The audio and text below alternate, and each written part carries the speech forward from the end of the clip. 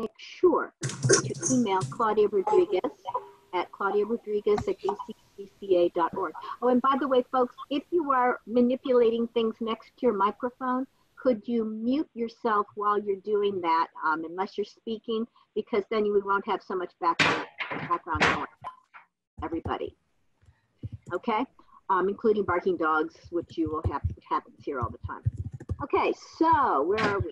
Yes, and please email Claudia Rodriguez by 3:15. There's a lot of noise going on, folks. Please mute your speakers. Okay, thank you.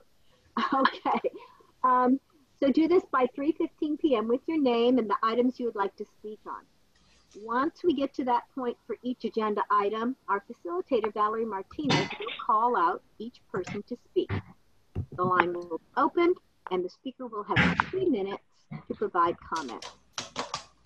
We are also accepting comments. Hey folks, listen up. I know somebody's, sounds like you're in the kitchen. I really appreciate you're getting everything ready for your family, but please mute your microphone while you're doing so. Okay, we are also accepting written comments. All written comments should be emailed to Ms. Rodriguez before the conclusion of the meeting. They will be included in the record of this meeting, but will not be read during the meeting. We will follow the same process for public comment on non-agendized items, so do be aware that we will have a record of your comments. So SEC comments and questions. During the discussion portions of our meeting, SEC members will use the raise hand function within Ring Central. I know for a regular PC, it's down toward the bottom. I don't know where it is for Macs. And Ms. Martinez will call the name of the SEC member to make a comment or ask. I want to note again, today's meeting is going to be packed with a presentation by DWR, as well as another round of reports on design and operation adjustments made by DCA engineers based on comments by the SEC. And they've been very valuable comments. So I'll ask you to keep questions on topic and specific to engineering and construction. Otherwise, we will not get through the agenda. So then getting to the minutes review. Does anyone have any changes or comments or questions about the minutes? Note that you have until Friday to make adjustments by sending those to Jasmine Runquist. Anyone? Okay, not? Now I'll ask Ms. Martinez to explain the structure of the DWR presentation.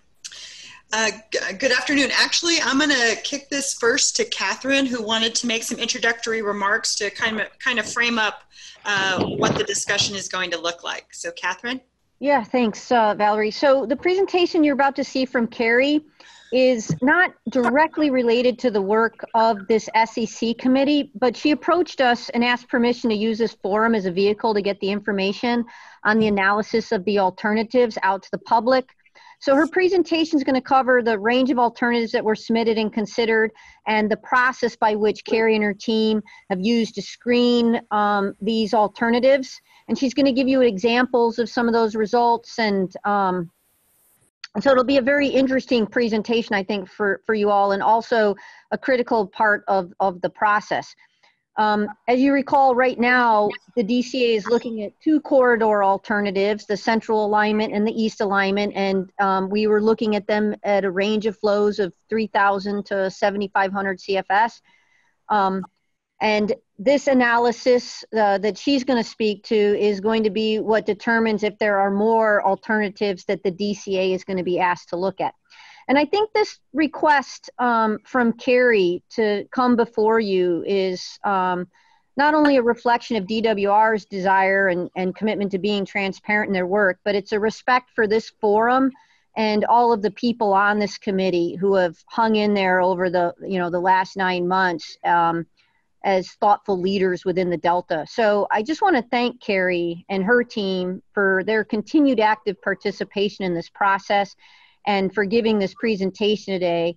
And I'm sure while some of you aren't going to agree with the results or findings of this analysis, I think the transparency that is being brought to the table can only help make this process better. So with that, Valerie, if you want to kick off some of the process issues here, that'd be great.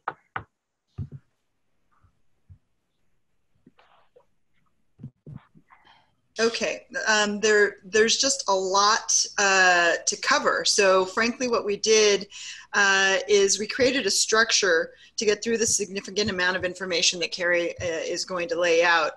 We're dividing the discussion into 3 parts, which will allow time for presentation, clarifications, and then SEC members to comment.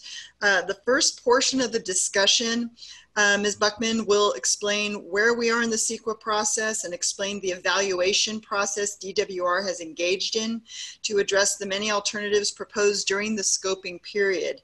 We will then have 10 minutes of clarifying questions to ensure everyone understands the process. Now, let me be clear, those will be clarifying questions.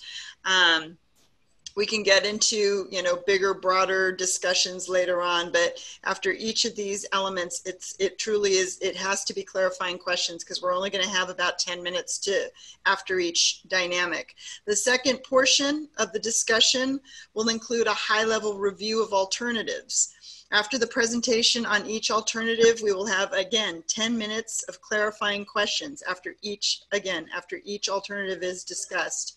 Again, these are questions that clarify the information you just received, questions on terminology, on science, on construction, opinions and potential impacts on the social and cultural dynamics will be invited later in the presentation. The third part of the discussion will be thoughts and follow-up questions on the overall information received through the presentation.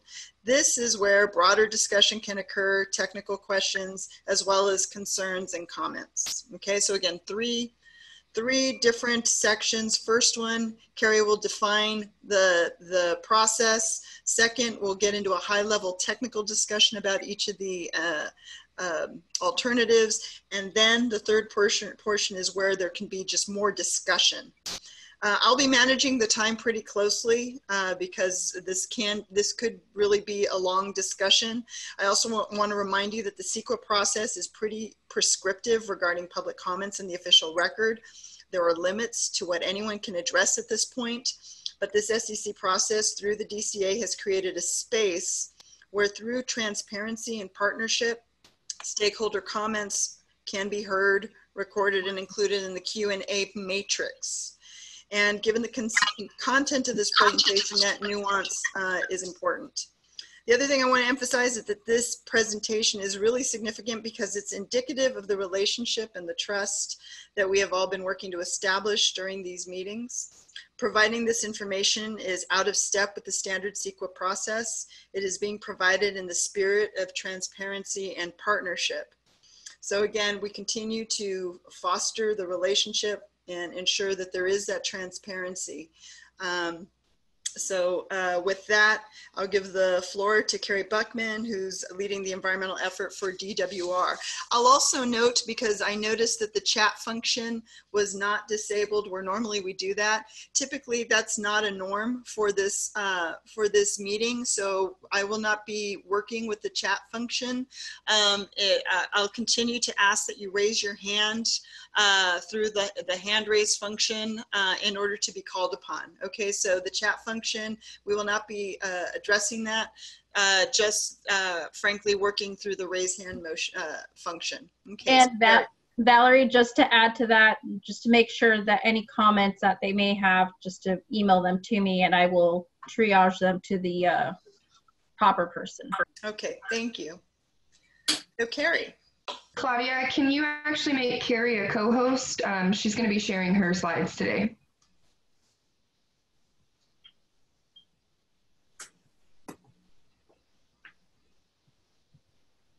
Sorry, everyone, trying to get the slides up on screen.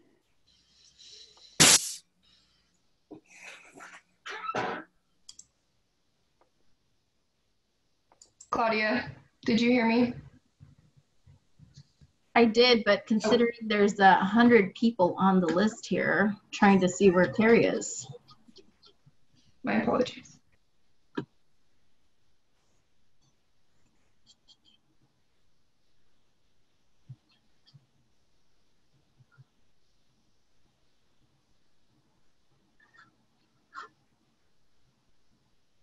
Well, while we're getting this worked out, I can start a little bit with some of the updates that I have for you guys today before we launch into the alternatives process. So there are a few things that I just wanted to give some quick updates on before we launch into everything else. I wanted to start on the CEQA side. I think I mentioned last time that we were near complete with our scoping summary report, and we have been able to publish that report, so it is on our website. So the scoping summary report includes a description of the process that we went through during scoping, and it summarizes all of the comments that were received. And perhaps the most useful part is that it has attachments that include all of the comment letters. And as a reminder, that was about 850 comment letters with about 3,500 individual comments. And it also includes the meeting transcripts from the 8 public meetings that we had. So that is all available online for everyone to review. And still no luck sharing the screen. Is it better if Jasmine does it? Yeah, I have the slides up if we can't do it. Hey, Carrie, you are the co-host now. You should have gotten a notification.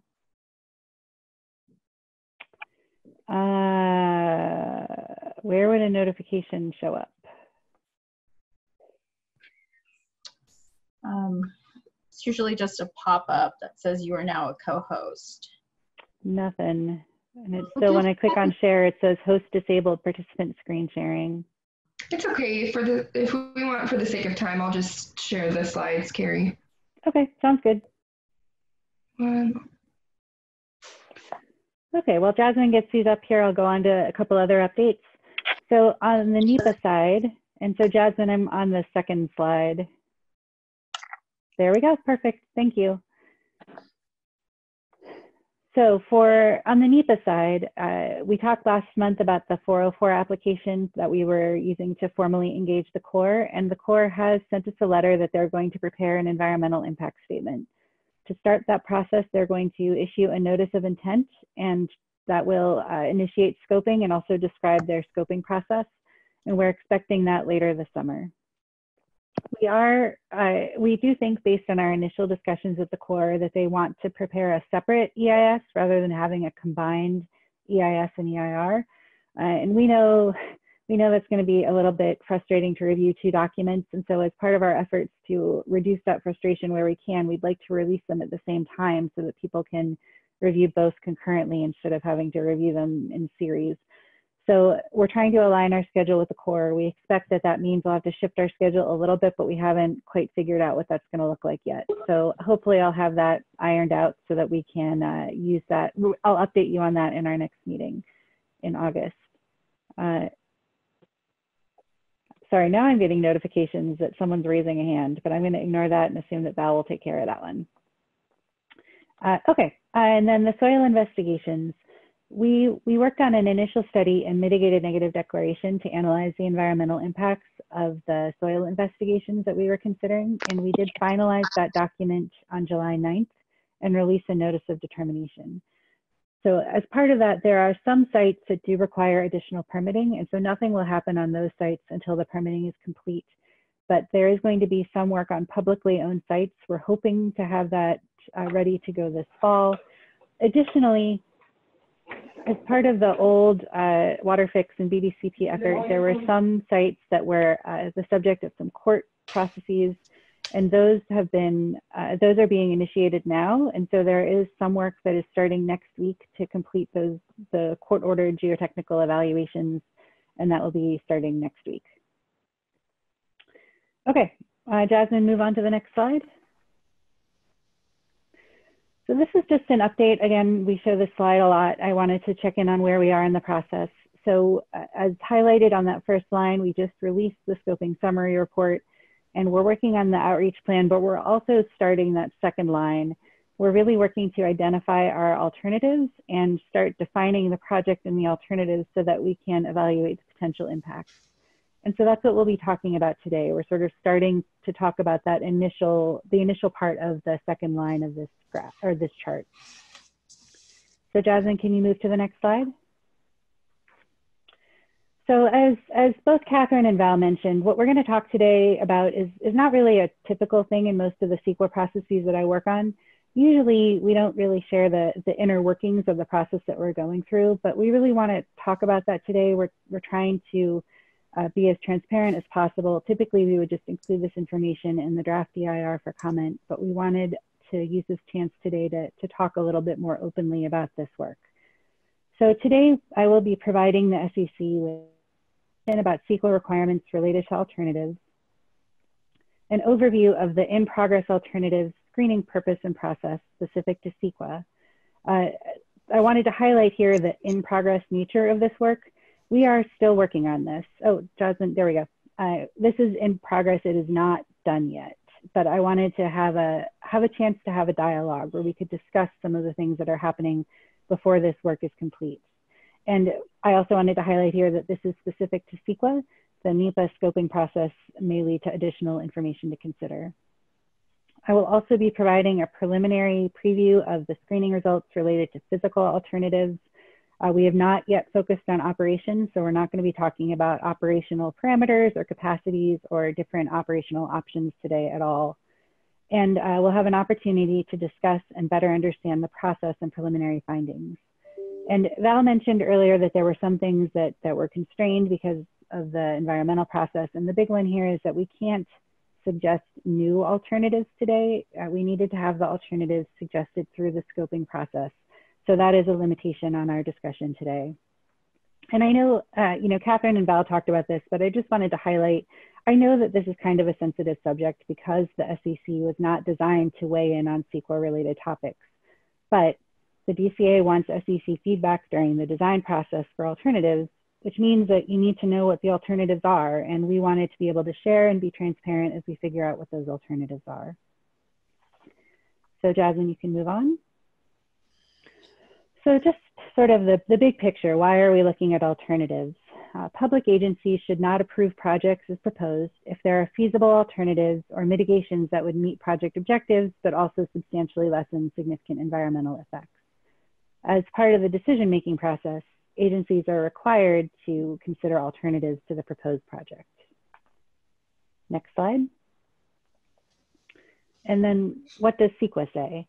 CEQA indicates that an EIR shall describe a range of reasonable alternatives to the project or to the location of the project, which would feasibly attain most of the basic objectives of the project, but would avoid or substantially lessen any of the significant effects of the project, and evaluate the comparative merits of the alternative. An EIR need not consider every conceivable alternative to a project. Rather, it must consider a reasonable range of potentially feasible alternatives that will foster informed decision-making and public participation. So alternatives formulation is guided by the rule of reason, and an EIR is not required to consider alternatives that are infeasible. Next slide. So we are using two screening filters to filter alternatives, and these are based on those CEQA requirements. So filter one is that we're looking to see that an alternative meets most of the basic project objectives. And if it does, then we look at filter two, which is whether it avoids or substantially lessens an expected environmental effect of the proposed project. And all alternatives that we receive through scoping will be considered within the environmental process. Our goal is to take a close look and to document the results. Next slide. So we're going to talk a little bit more detailed about filter one. So in filter one, the first thing we look at is whether an alternative addresses the fundamental project purpose, which is to restore and protect the reliability of SWP water deliveries in a cost-effective manner consistent with the state's water resilience portfolio. And then we look if it meets most of the project objectives, which include climate resiliency, seismic resiliency, water supply reliability, and operational reliability. And if so, if it meets most of them, then those alternatives can pass to filter two. So this shows a little bit more detail about each of those project objectives. So for climate resiliency, that looks at whether an alternative addresses climate change, extreme weather, and rising sea levels in the Delta for the SWP. Seismic resiliency considers whether an alternative minimizes the health and safety risk to the public from earthquake-caused reductions in water delivery quality and quantity from the SWP. Water supply reliability looks at whether an alternative restores and protects the ability to deliver SWP water in compliance with regulatory and contractual constraints. And operational reliability looks at whether an alternative provides SWP operational flexibility to improve aquatic conditions and manage risks of additional future constraints. And one thing I wanted to highlight here, DWR is the owner and operator of the State Water Project. So Our objective is to allow the SWP to continue to function in the face of these challenges. So if you look, all of these are connected to the State Water Project, and that is our objective as the State Department of Water Resources. So for filter 2, if an alternative passes filter 1, then we look at filter 2. And here we're looking at whether an alternative has the potential to lessen any of the expected significant environmental effects of the proposed project. And we're also looking at whether it would create additional potentially significant environmental effects. You know, we didn't want an alternative that might have the potential to have a slight reduction in one area, but then would trigger a whole suite of additional environmental problems. So this filter looks at the potential to reduce the significant environmental effects. Okay, so a couple of things that will be referred to a lot as we describe the alternatives, so I wanted to just define them a bit here. These are the categories of alternatives. So starting with dual conveyance. Dual conveyance includes new diversions and then facilities to move water from those new diversions to the existing pumps in the South Delta. But the facilities in the South Delta would continue to operate. So it's called dual conveyance because there would be use of both a new facility and existing facility. So there would be two ways of conveying water. Isolated conveyance includes new diversion facilities, but would not continue to use existing diversion facilities. And then through Delta conveyance would be, would not have new diversion facilities, but would potentially improve infrastructure in the Delta and then use the existing South Delta diversion facilities. And if we look at the next slide, this is also explained on this series of maps. So if you look at the dual conveyance on the left, that has a new diversion facility in the North Delta, as well as continued use of diversion in the South Delta. Isolated conveyance is just a new facility somewhere else in the Delta. Here we're picturing it in the North Delta. And then through Delta does not have an additional diversion facility, but just continues use of the South Delta facilities. So this is the list of alternatives considered. And again, these are just physical alternatives. We did receive additional suggestions about operational alternatives, but we're not going through that process today. And one other thing, we did group some similar alternatives. So if alternatives were suggested that were very similar, we tried to group them together to try to keep this process from getting overwhelmingly large. So for example, there were a number of suggestions that would move the intakes to different points, and some of those we grouped under alternative points of diversion that are the last bullet under dual conveyance. So I'm going to walk through these a little bit, but I also wanted to highlight that there was a handout that Nasli sent out before the meeting to the SEC members and is also available on the DCA's website. So it's sort of a cheat sheet to help as we go through this whole process. It lists the alternatives and has a very brief description of what those alternatives are. So starting with dual conveyance, the first two on here, the Central Tunnel and Eastern Tunnel, are the two components of the proposed project. Those are the two alternatives that we've been talking about a lot during the past months as part of this SEC. From there, we have other canals and tunnels. So there's an Eastern Canal, a Western Canal, or a Western Tunnel. Additionally, there are three other locations for intakes: the Sacramento Weir, just north of Sacramento, Fremont Weir on the Sacramento River further upstream, Decker Island. Then there is an alternative that we'll talk about more later that would take water, instead of having a southern forebay, it would take water all the way to the Bethany Reservoir south of Clifton Court Forebay. And then there is an alternative that looks at other potential locations for diversion sites. Moving into the next category, here's isolated conveyance. And so this has some similar alternatives to what's under dual conveyance, but these new facilities would be operated alone. So they would not be operated in conjunction with the Southern Delta facilities. Looking at through Delta conveyance, we have options here with no tunnel or no diversion facility, and then levee improvements and reduced reliance on exports. And then we have a series of alternatives that don't necessarily easily fall into the other categories. One of them is a water plan for all of California, which is an alternative suggested by Congressman Garamendi. The Western Delta intake concept, which looks at an intake on Sherman Island. Salabra water solution and the portfolio-based alternative both include a collection of potential options. Closure of the existing California aqueduct looks at covering the aqueduct to reduce evaporative losses. Novel technologies look at things like having desalination in Monterey Bay and conveying the water to San Luis Reservoir. And then alternate water supplies look at options like conservation, recycling, and desal. So I think, Val, this is a point that we were going to start by seeing if there are any questions on the process before we move into talking about how this process was applied. Yes, and so I want to open it up again for a handful of minutes to ask for folks to ask specifically clarifying questions on what you just heard. Jim Wallace, you have your hand up. Oh, did you call him? I'm sorry. Yeah, Jim. Hi, Jim. So, okay, Carrie, just a question, a couple of questions. So is the through delta alternative the same as the no action alternative under, or no project alternative under CEQA?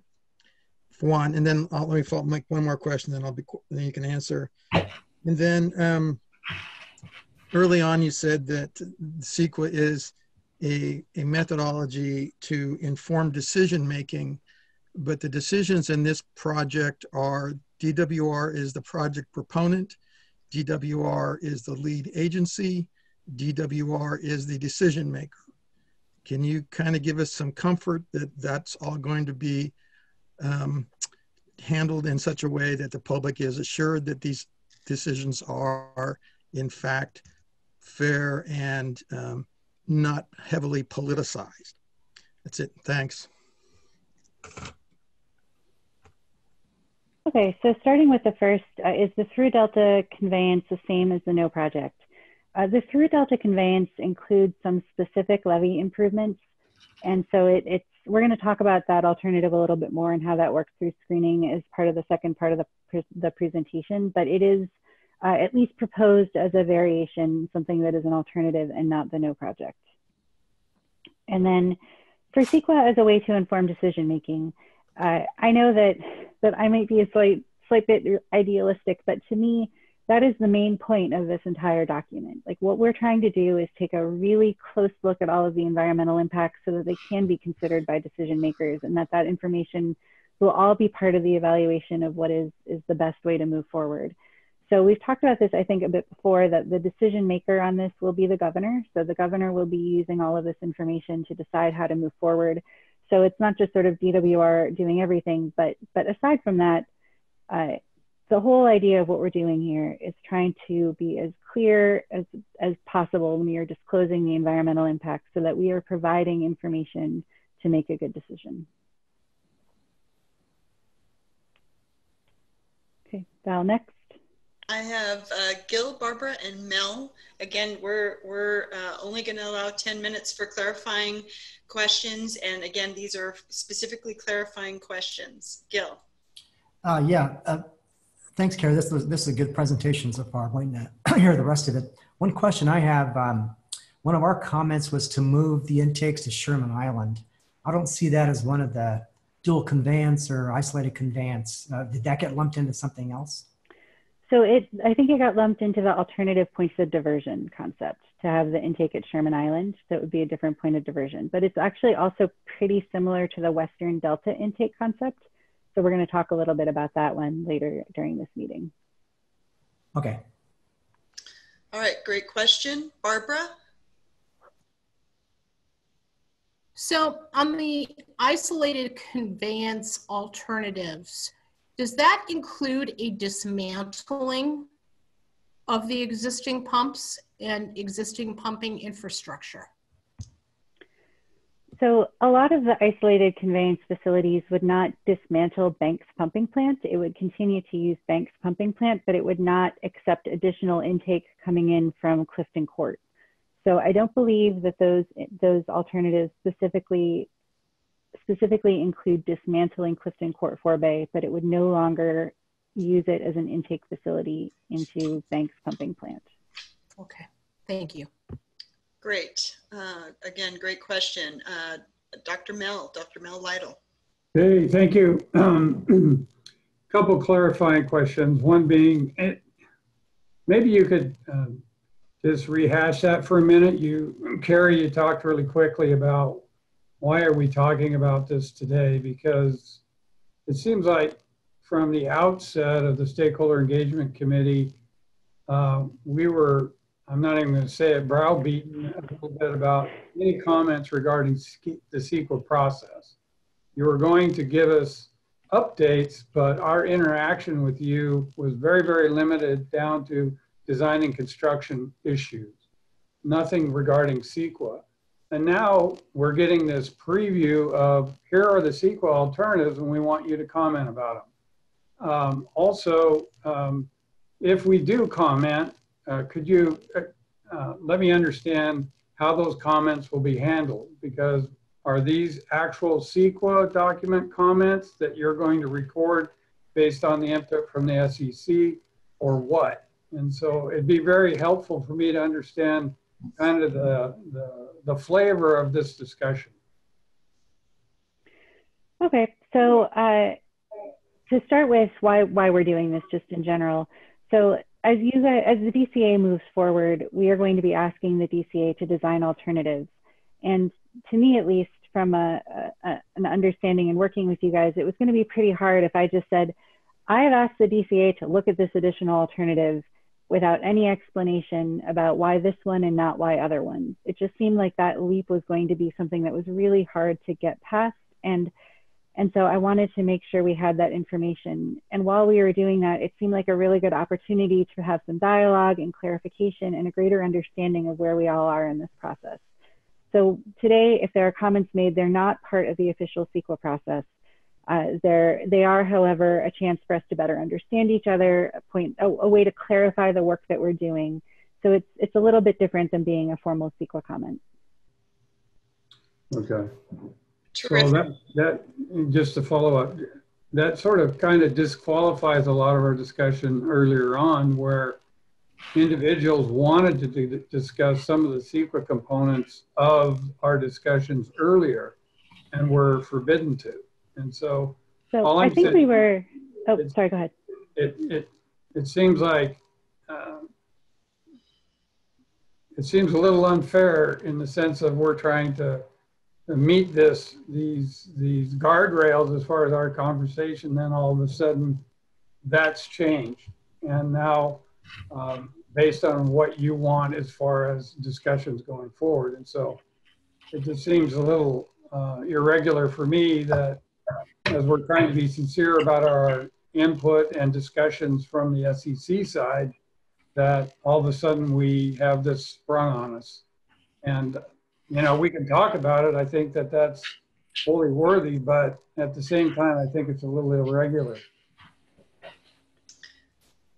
If we can, I think that was an element that I raised a little bit, and Catherine, definitely, if you want to jump in here and kind of speak to that, because as you can imagine, that was a lot of the discussion and planning for this meeting. But the point that Carrie continued to make was in developing this relationship with the stakeholders, there needs to be an opportunity, again, for trust and partnership.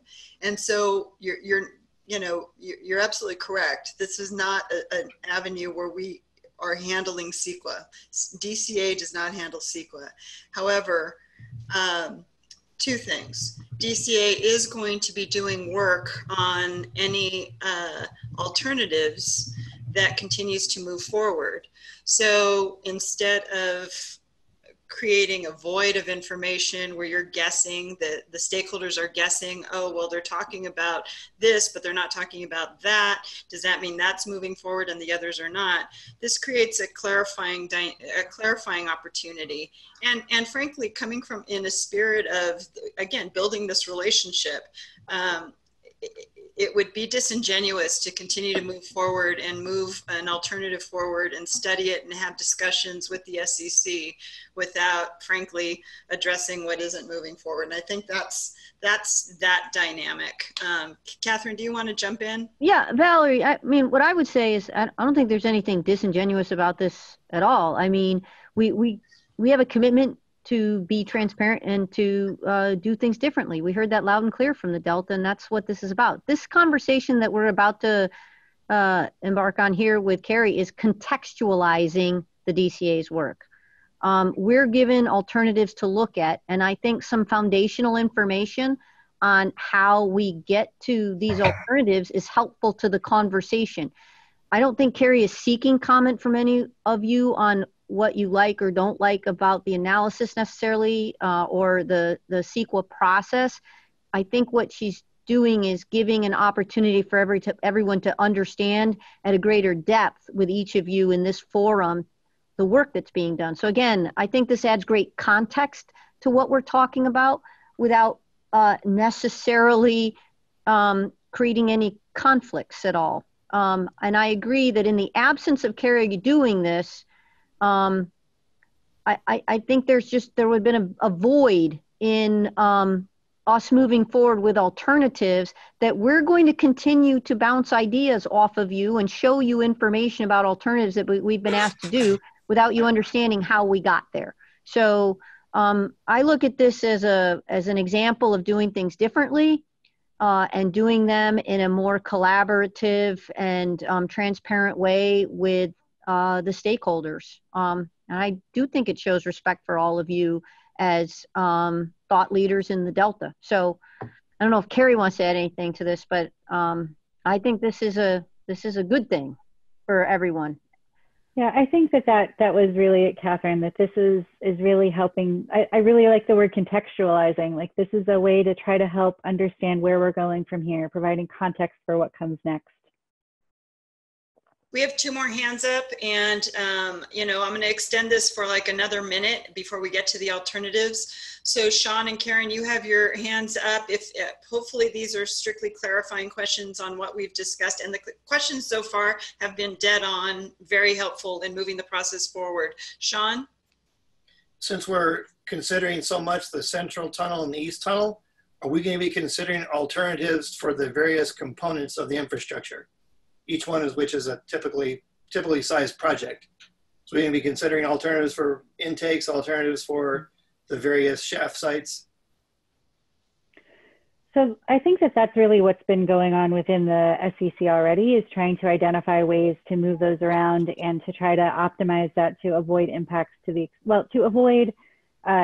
to communities to the extent possible. So as we go through the evaluation, if we find that there are potential environmental effects at a shaft site that we think we could move, we'll work with the DCA, and they'll work with you guys as we go through this to try to move those around. So that's really how we're going to approach sort of siting of facilities. Yeah, I look at what we're doing here is sort of pre-optimization ahead of Carrie's analysis. I fully expect Carrie's team to find things that we need to address by moving or changing some design elements. So next year, there'll be a lot of back and forth there, I imagine. I do a quick follow-up. That doesn't necessarily work for the intakes. There was no input on the intake segment where the intakes were cited. There are alternatives suggested for intake sightings. Okay, real quick, Karen Mann, and then we'll actually get to the alternatives so you guys can see kind of what we're talking about. So Karen. Thank you. By the way, I am here. I didn't make it to roll call. I have a question. Well, first of all, this would have been very good information right from the start, number one. So, yay. But number two, where did this list come from? Is this from public feedback? Is this from the engineers on your end, from DCA? Where did this list of alternatives derive from? Okay, so responding to the first thought first about why we didn't do this sooner, that's really directly related to your second question. We didn't do this sooner because we used feedback from scoping to develop this list. So the main source was things that were suggested during scoping, and then we added in alternatives that came up during past projects that may still be relevant, and then anything that the technical experts that are working on this effort came up with that they thought, you know, if something came up in brainstorming like, hey, this sounds like a great idea, we added that in as well. Okay, great. Carrie, let's move on to the next portion, please. Okay, great. Jasmine, next slide. Okay, so all of the alternatives that were suggested in scoping went through the screening filters. And the alternative formulation process will be documented in the draft EIR with details about how the screening worked for every alternative and what the results were and why. But today we're going to walk through a handful of alternatives rather than all of them to really understand how this filtering process works. So we tried to pick a number of alternatives that really got a lot of attention during scoping so that these would be things that were of high interest to the team here. So we're going to talk through the proposal from Congressman Garamendi, which is the water plan for all of California, the Pike proposal, which is the Western Delta intakes concept, the no tunnel and through Delta proposals, and then the Bethany alternative. Next slide. So starting with a water plan for all of California, which we sometimes call the Garamendi alternative. So this is a dual conveyance alternative. It includes a new 3,000 CFS north of Delta diversion structure on the Sacramento River near West Sacramento. So the idea is that there would be a new diversion structure that would have a fish screen on the Sacramento River and allow water to go into the deepwater ship channel through a low head pump station that pumps water over the low flood wall at the upstream end of the deepwater ship channel. So then water would go through the deepwater ship channel for about 25 miles to a new intake near the southern end of the channel. That intake would have a boat lock so that the water didn't flow out of the deepwater ship channel into the delta near Rio Vista. And then there would be a 12-mile pipeline to convey water through the western delta under the Sacramento and San Joaquin rivers to connect that deepwater ship channel to the pumping facilities in the south delta. Next slide. So first we looked at whether this meets the basic project objectives. And the reliance on the deepwater ship channel really that has somewhat limited seismic resilience. We would need to include a lot of modifications to those facilities in order to make them resilient enough for climate change. But even with that, there are a lot of above ground levees that are pretty susceptible to earthquake risk. Additionally, because there's lower flow, there would be some operational flexibility issues because we wouldn't have enough opportunity to shift pumping around. And the new facilities additionally we would have some conflicts between protection of the species. And we'll talk about that more in a couple of slides. So we at least partially meet the project objectives. So we did carry this forward to filter 2. So in filter 2, we looked at whether we have the potential to lessen impacts. And to bear, spoiler alert, we did not lessen the impacts. So as I mentioned earlier, there will be a substantial reconstruction effort on the deepwater ship channel. So the levees there now are not going to be resilient enough to handle 200-year floods in the future. Additionally, there would be a lot of construction in West Sacramento. So as I mentioned earlier, there's a fish screen and then a 3,000 CFS low head pump station, which is a really large facility. And that would be right in the middle of West Sacramento, where the city of West Sacramento has a current plan for redevelopment of this riverfront area. And this would be a really large construction effort and then long-term pump station right in the middle of their redevelopment plan. Additionally, construction in that area would have noise, transportation, visual, air quality, and other impacts related to construction in really highly populated areas of West Sacramento. And one other factor that's somewhat related is that in order to access the construction on the west side of the Sacramento River, we would have all of the construction traffic going through West Sacramento past 6 schools to drive down to those new construction facilities.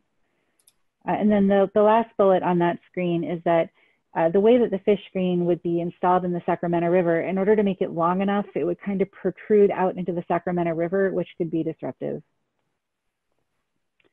And then the other somewhat substantial concern here is that the lower reach of the deepwater ship channel is core spawning and rearing habitat for Delta smelts. And there's unique habitat in the Cache Slough complex that supports some of the highest occurrence of native fish species in the Delta. So we think that would not be able to be permitted with the diversion the way it was suggested in the original alternative.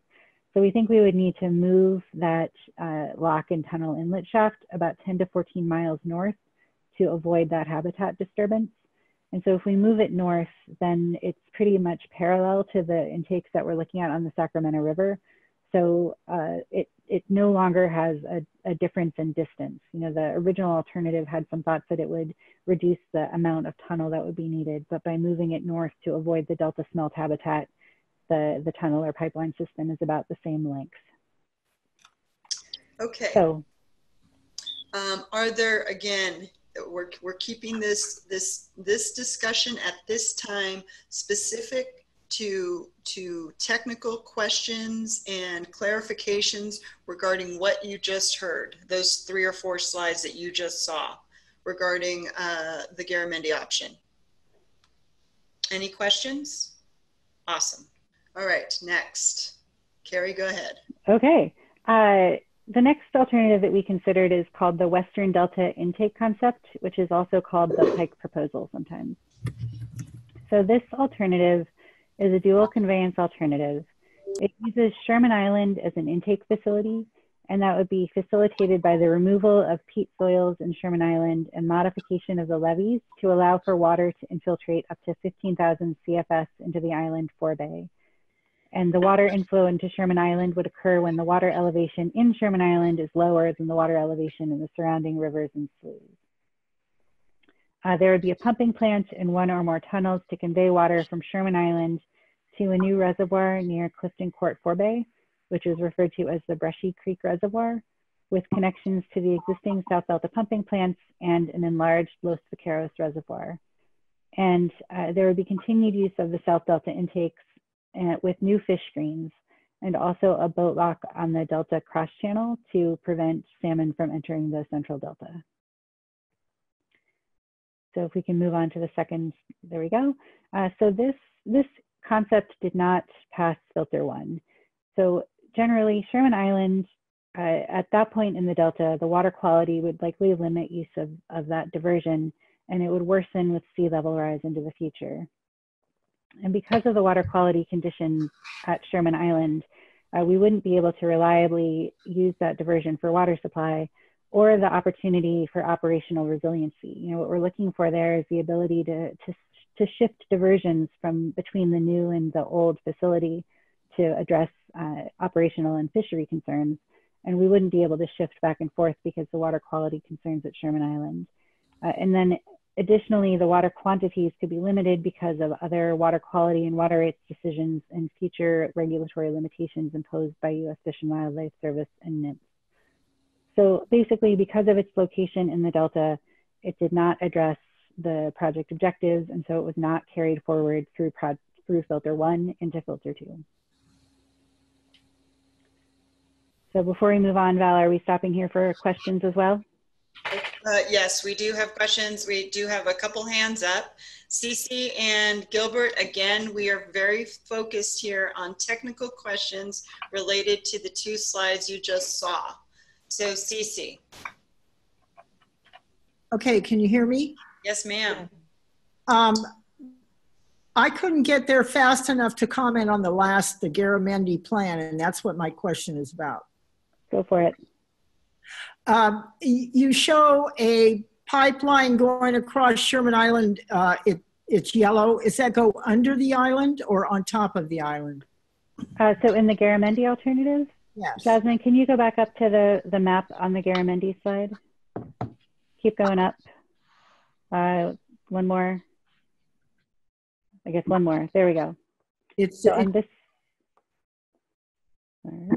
The yellow line. So the yellow and orange lines are proposed to be pipelines, not tunnels, but it would be underground. Oh, okay. Thank you. Right, but as a pipeline, likely potentially cut and cover.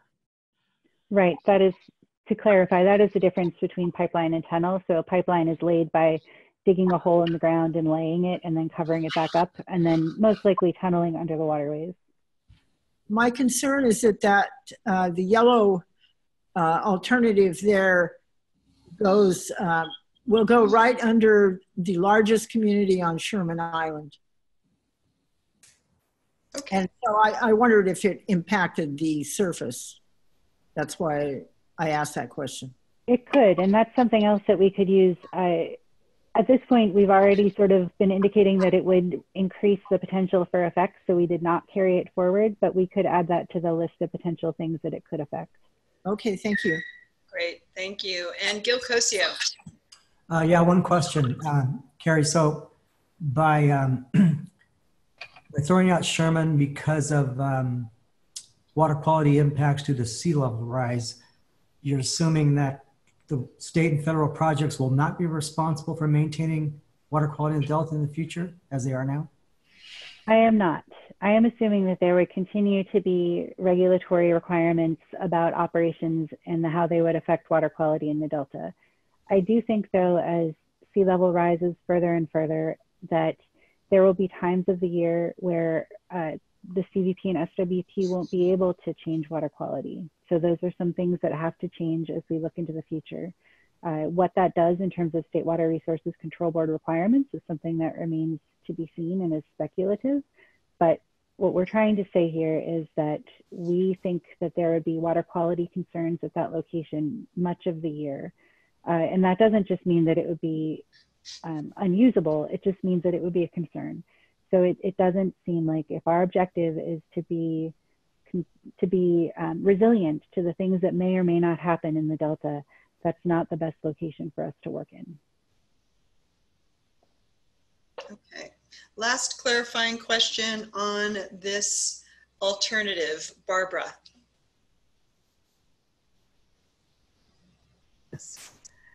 Sorry about that. So my question, to clarify, really has to asks about what data are you really using for seismic resiliency? Because this has been a really hard issue for us in the Delta. It always feels like you're working with one set of data that doesn't look at more recent data such as proximity of earthquakes, past test results, active fault lines. So I guess what I'm really interested in is, can you discuss at all the parameters that you're really using for determining seismic resiliency? And have you considered or updated those standards with some, pretty heavy critique from throughout California about really using criteria that really is more comprehensive than maybe what's been used in the past?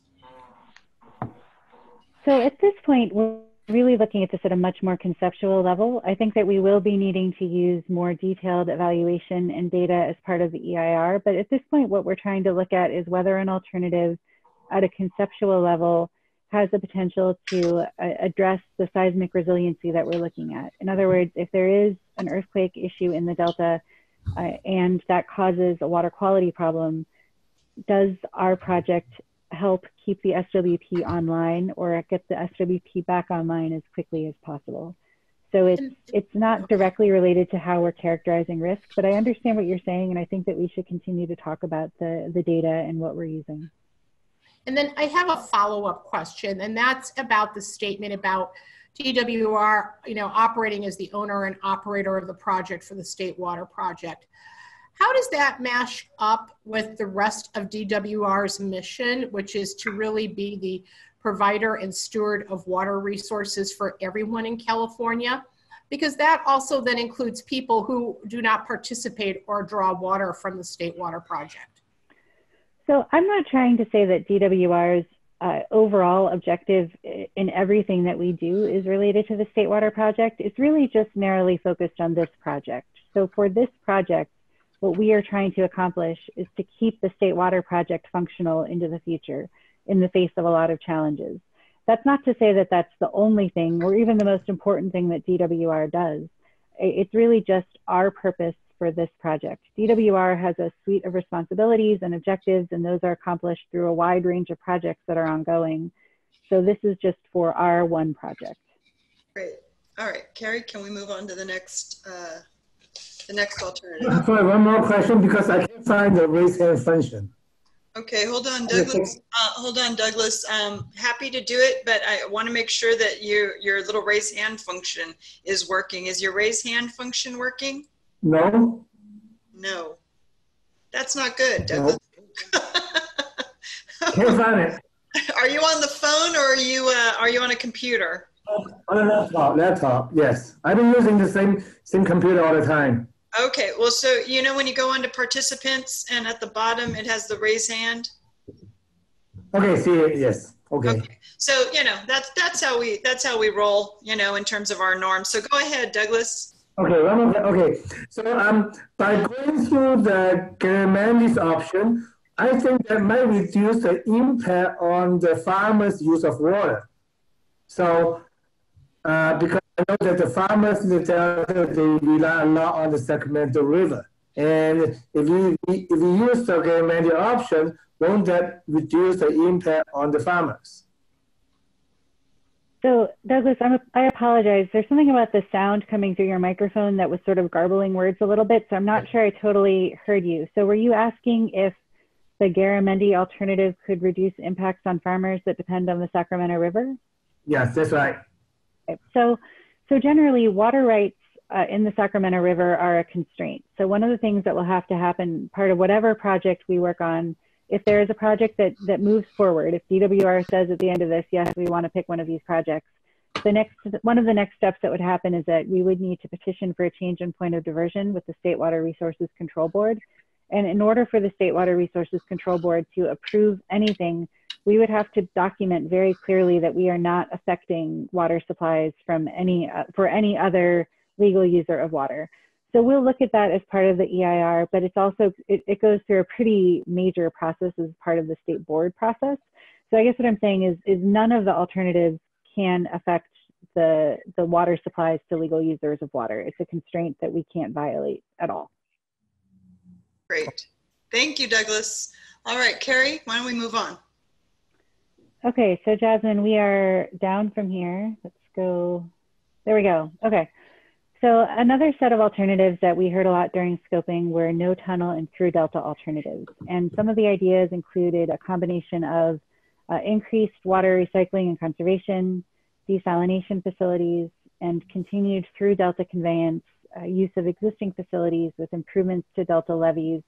And some suggestions were pretty specific about the levee improvements that would be needed to have continued through delta use. So I'm going to talk about through delta and no tunnel and how we applied the screening filters separately. So Jasmine, if you go to the next slide, starting with through delta. So for through delta, we did not find that that would meet our basic project objectives. So improving levees and through delta conveyance would not address the water quality component of the project objectives related to climate change and sea level rise. And continued use of the existing system, even with upgrades as a long-term plan, does not address seismic resiliency and the associated water supply reliability concerns. Additionally, the operational resiliency includes the idea that we have more than one point of diversion to help address fish needs, and we wouldn't have that with this alternative either. So as a result, we found that this did not meet our basic project objectives, and we did not propose to carry that forward for more detailed evaluation. So next slide, Jasmine.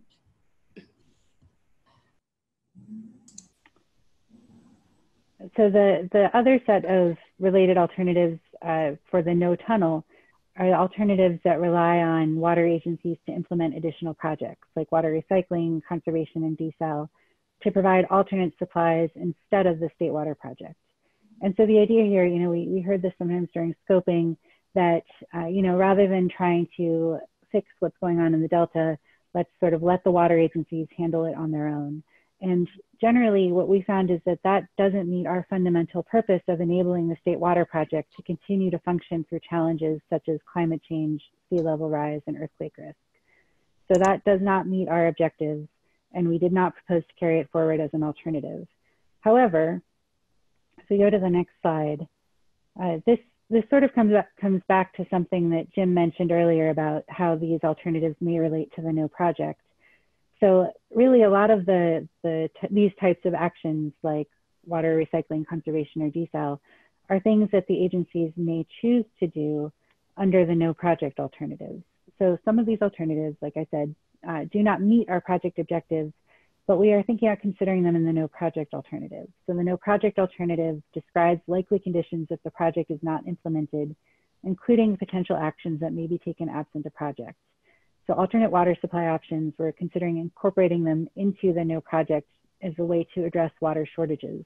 And so while it wouldn't be described as an alternative, we would still be documenting the full suite of environmental impacts and benefits associated with these options to provide information about those as a way to weigh the trade-offs between alternatives.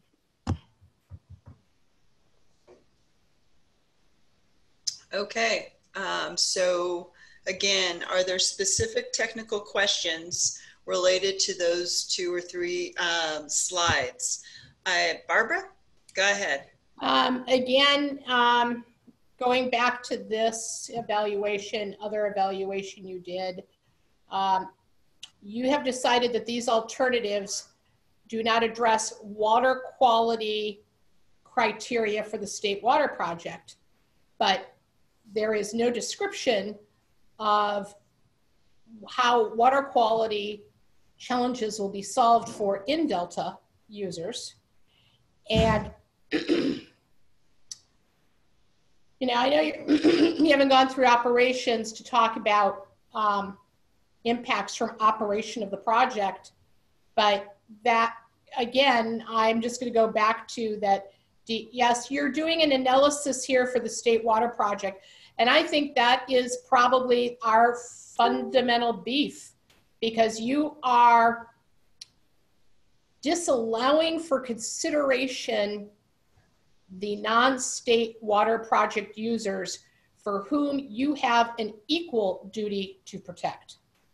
So I guess I'm just absolutely lost or confused that impacts on Delta water quality are not part of the analysis. So I think I understand what you're saying, Barbara, and that is something that we will be looking at within the environmental evaluation. So we will be talking about the water quality challenges and making sure that any of the alternatives that we're looking at do not worsen conditions in the Delta for other purposes. I understand that the state is involved in other actions to try to help water quality for in-Delta users, but that is not the purpose of this project. So that I see what you're saying, that is a disconnect between our objectives and the objectives that others would like to have included. But at this point, yeah, that's a little different. And again, I think that's probably a topic for a greater discussion at another time, right, Barbara? So that we can actually dig a little deeper in terms of efforts that are moving in that direction. Valerie, I agree with you, and I thank you for talking earlier with me today, and I appreciate all the work. I also appreciate the transparency that is coming out from all of this. It's just that today, on the day that we have probably the largest HABs outbreak we've ever had in the Delta, I can tell you I'm sitting here crushed, because I really don't give a damn about how that water goes completely in the state water project if nobody is worried about us. Sorry. All right. Well, thank you. And again, that will be a discussion. It's an important discussion, and that's something that we can handle in depth and with focus on in August.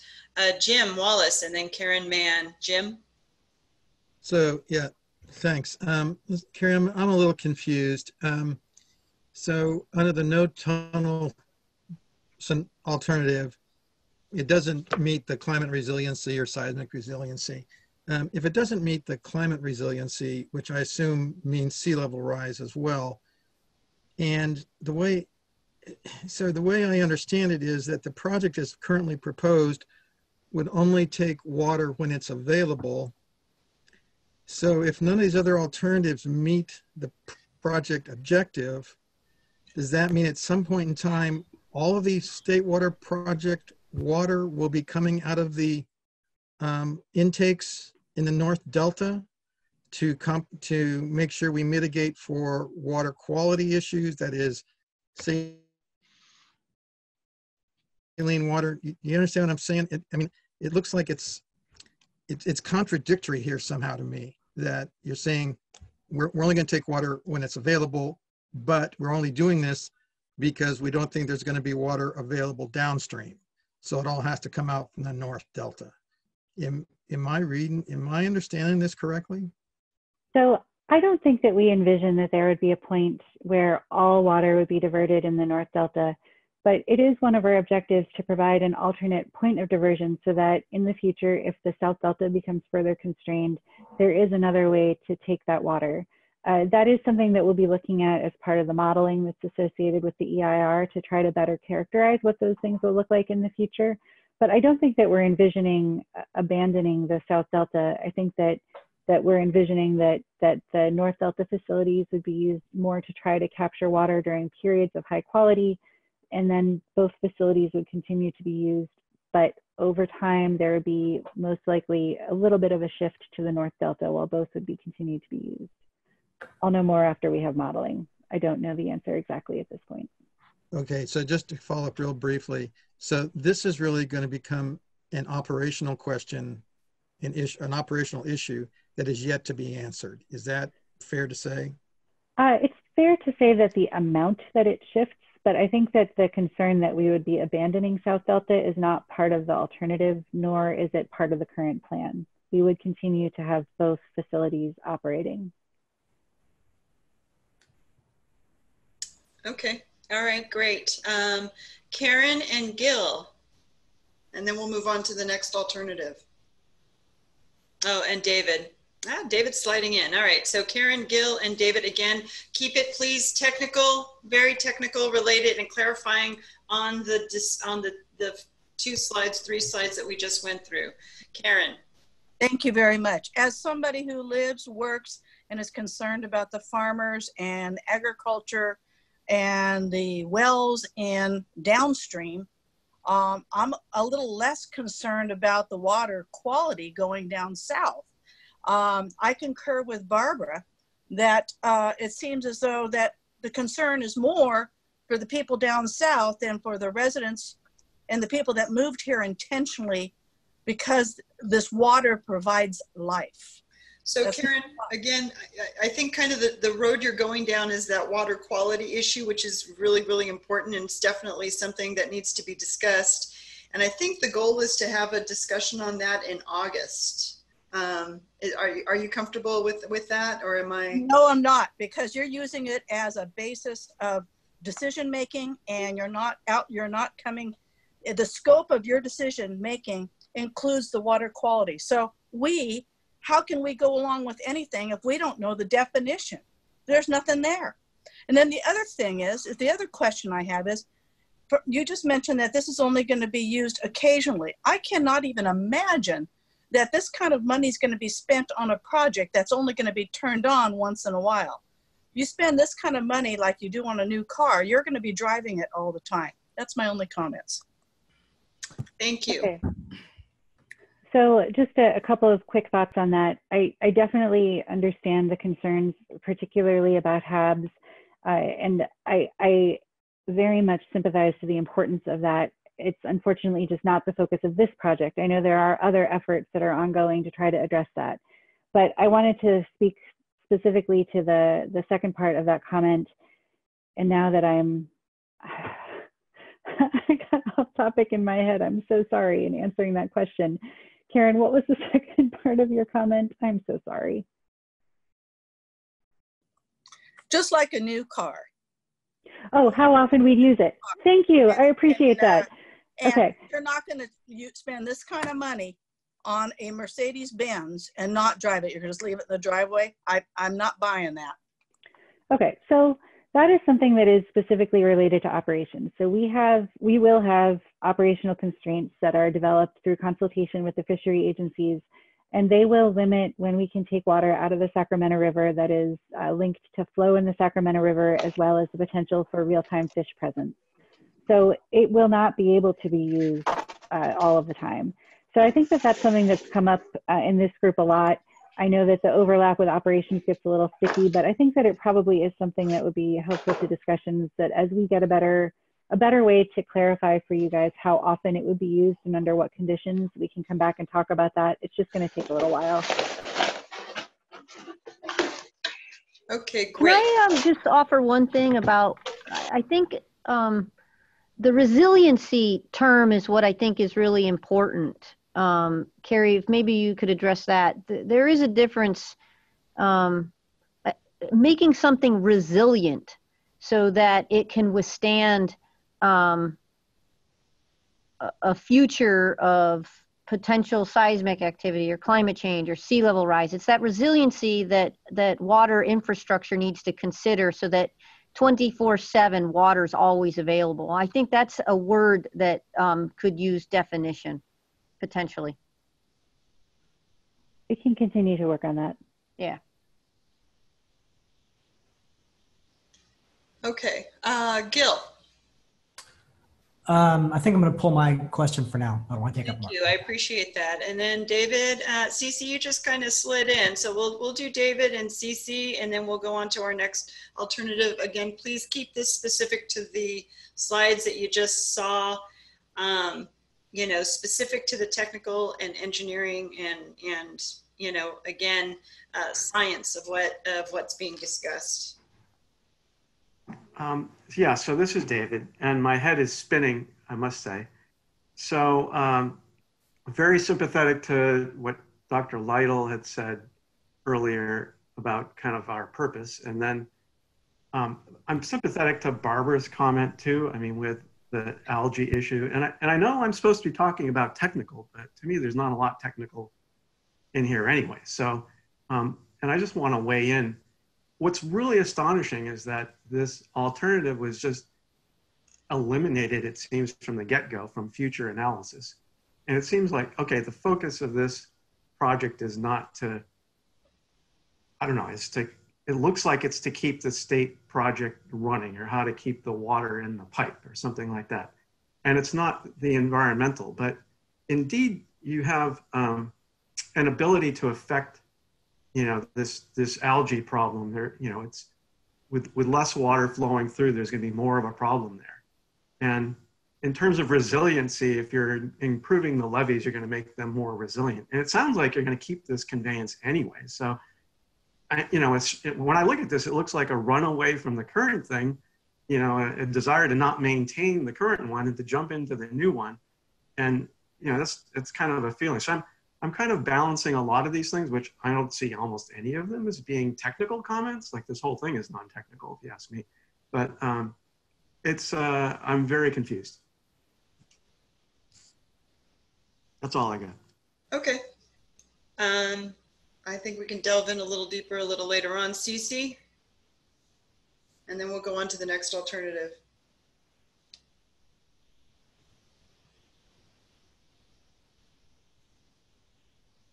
Cece, you're muted. I found it. My question is, with the existing methods of removing water from the delta and sending it south, the water quality is already pretty degraded down low around Sherman Island because of excessive removal of water. How are you going to guarantee that it doesn't just get much worse? Subsidence has really increased a great deal in the last few years also from excessive removal of water. So how are you going to protect the people who live on Sherman and the quality of water down there as bad as it is and not make it worse? So as part of the EIR, we're going to be doing a pretty extensive modeling effort that looks at the water quality within the Delta. And so we will be looking at how any alternatives could affect Sherman Island, well, throughout the Delta, not just Sherman Island, but really the water quality in areas, multiple different points in the Delta. And so if there are potential effects, we will be looking at how to mitigate those. We'll have to as part of a CEQA requirement. Okay, thank you.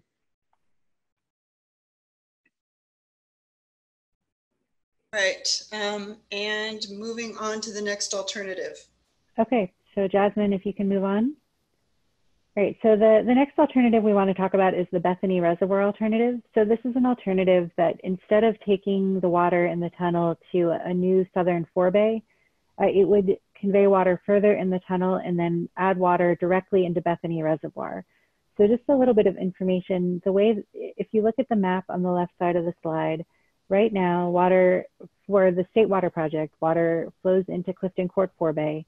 Then there's a diversion facility that has water flow over to the Banks pumping plant, which pumps it up into the California Aqueduct. And just downstream of Banks pumping plant is Bethany Reservoir. And so this is a small reservoir where the South Bay Aqueduct branches off. And the idea is that instead of having a new forebay, the pumping plant would just pump water directly into the Bethany Reservoir. And so this this would have climate resiliency, seismic resiliency, water supply reliability, and operational flexibility. It would function really the same as the proposed project in that way. The reason that this is interesting is that it does have the potential to avoid or lessen significant environmental effects. So while we don't yet know if we're going to have significant impacts at the southern forebay, we know that it's a really large surface area. You know, it's about 1,000 acres of impact in that area, and as well as the construction activities and the work to build those embankments. So we expect fewer surface impacts because we wouldn't have the construction of that southern terminal forebay. And we wouldn't need to then have the double tunnels that connect to the banks system either. So without those two facilities, we think we have the potential to reduce effects. And so we would like to look at this alternative in more detail. So in conclusion, before I move on to the next slide, right now we've asked the DCA to proceed with the design of the Bethany Reservoir alternatives in addition to the Eastern and Central. And we're also planning to ask them for help working on the no project alternative so that we can look at the types of facilities and how they'd connect into the system and how they would work from a design perspective for the no project. So those are the things that we are asking for the DCA's assistance with at this point. So let's do the last slide, and then we can, then I'll be done and we can handle the remaining questions. So one more thing that came up during the screening process is that we were looking at the intake 3 combination and intake 3 and 5 combination that are within the proposed project. And right now we're looking at we've decided to eliminate intake 2 from further consideration for the proposed project. It will still be considered for alternatives of capacity over 6,000 CFS, but for the proposed project and any smaller facilities, it would not be considered. So the reasons are that the preliminary screening indicated the potential for more cultural and historic resources based on known resources at intake 2 compared to intake 5. And then preliminary screening also found the increased potential for construction-related effects to sensitive receptors in Clarksburg. Additionally, the distance between intake 2 and the Twin Cities launch shaft was greater than the other distances, and so it required an additional maintenance shaft, which would also increase construction-related effects. And then the shallower river depth at intake 2 means that we would need to have a longer fish screen, which would increase the length of fish exposure compared to intake 5. So at this point, we are not proceeding with intake 2 as part of the 6,000 CFS alternatives. So I wanted to give everyone a heads up on that result as well, so that you don't wonder why you don't see that in future meetings. And so Val, I think with that, we are at the end of the presentation and we can handle additional questions and comments. Okay, first we'll take some clarifying questions specific to the last couple of slides that you just presented. I have Mike Moran. Hi folks, can you hear me? Yes, sir. Yes. Oh, that's great, thanks. Thanks very much for the presentation and the great comments and questions here. It's been very clarifying. And I've personally been waiting for something like this for a long time. Specific to Bethany, with that alternative, is the size of Bethany going to increase? And not necessarily the operation, I don't want to get into that, but does the function or purpose of Bethany then change? So Jasmine, if you could go up a slide again, just to show the map for Bethany. So no, we are not proposing to change the size of Bethany Reservoir. However, you know, I talked a lot about how we would eliminate the effects at the southern forebay, but I don't want to make it sound like we'd have no effects at Bethany. There would need to be a pretty massive pump station at that location. So at that point, Bethany Reservoir is much higher, just elevation-wise, than the southern forebay, and it's also in a rock formation.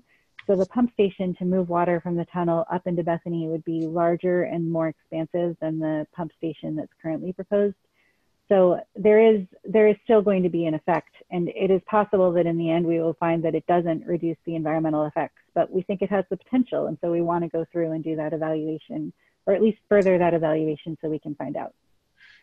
That's great. Just to clarify further, that if it's a smaller capacity, that, or if it offers more capacity for this particular project, might that mean that water has to be diverted in a more consistent fashion? That you won't be able to store water as much in Bethany as you would in the forebay, therefore the tunnel has to be operating more often. Is that accurate? So So far, based on the initial consideration, it doesn't look like it would require that kind of different operations. So the reason for the size of the southern forebay is really related to how Banks is operated. And so it's more about how we connect to Banks and how the intake functions.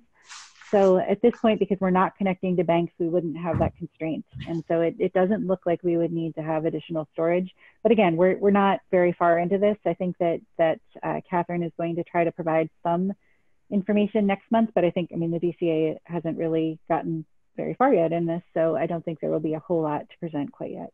That's great, thank you. Right, and at this point, I think we can open it up to broader conversation as well. Anna, and then Barbara. Great, thank you. So I have a couple technical questions. My first one is that I wish I could celebrate intake 2 being taken off the plate, but I'm wondering why the sensitive receptors in Hood and in Cortland and in those areas are less valuable or less considered than the sensitive receptors in Clarksburg. And then my second question is, it sort of feels like these alternatives were stacked up with rationale as to why they couldn't be considered, and that feels like a big blow. So I guess I go back to the original question that I always have, which is, how does any of this lessen the dependence on the Delta, which is, the law of the land out here and what we're all supposed to be guided by? I don't see any of these, the elimination of alternatives or even the elimination of the intake. How can you rationalize that it lessens the dependence on the Delta? Because I'm going with Karen, and you guys are building a Mercedes, and you're going to drive that Mercedes as fast and as far as you possibly can. And that doesn't sound like a reduction of reliance. Thank you. Okay, so I think I got a couple of questions there. One of them is sensitive receptors in Hood and Cortland, and the other is related to the reduced reliance on the Delta. So first, related to Hood and Cortland. Cortland is a bit further from intake 5, so we don't expect the same magnitude of sensitive receptor issues related to Cortland as compared to Clarksburg and intake 2. So that was part of the consideration there. It wasn't a weighing of which is more important.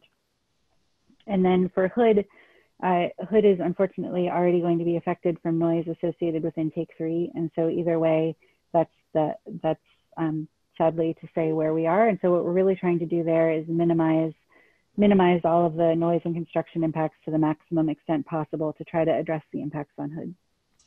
And then for the issues related to reduced reliance, I understand that issue, and that's definitely something we'll be evaluating in the EIR. We need to be looking at how water agencies are reducing their reliance, but that's looking at their entire portfolio of actions.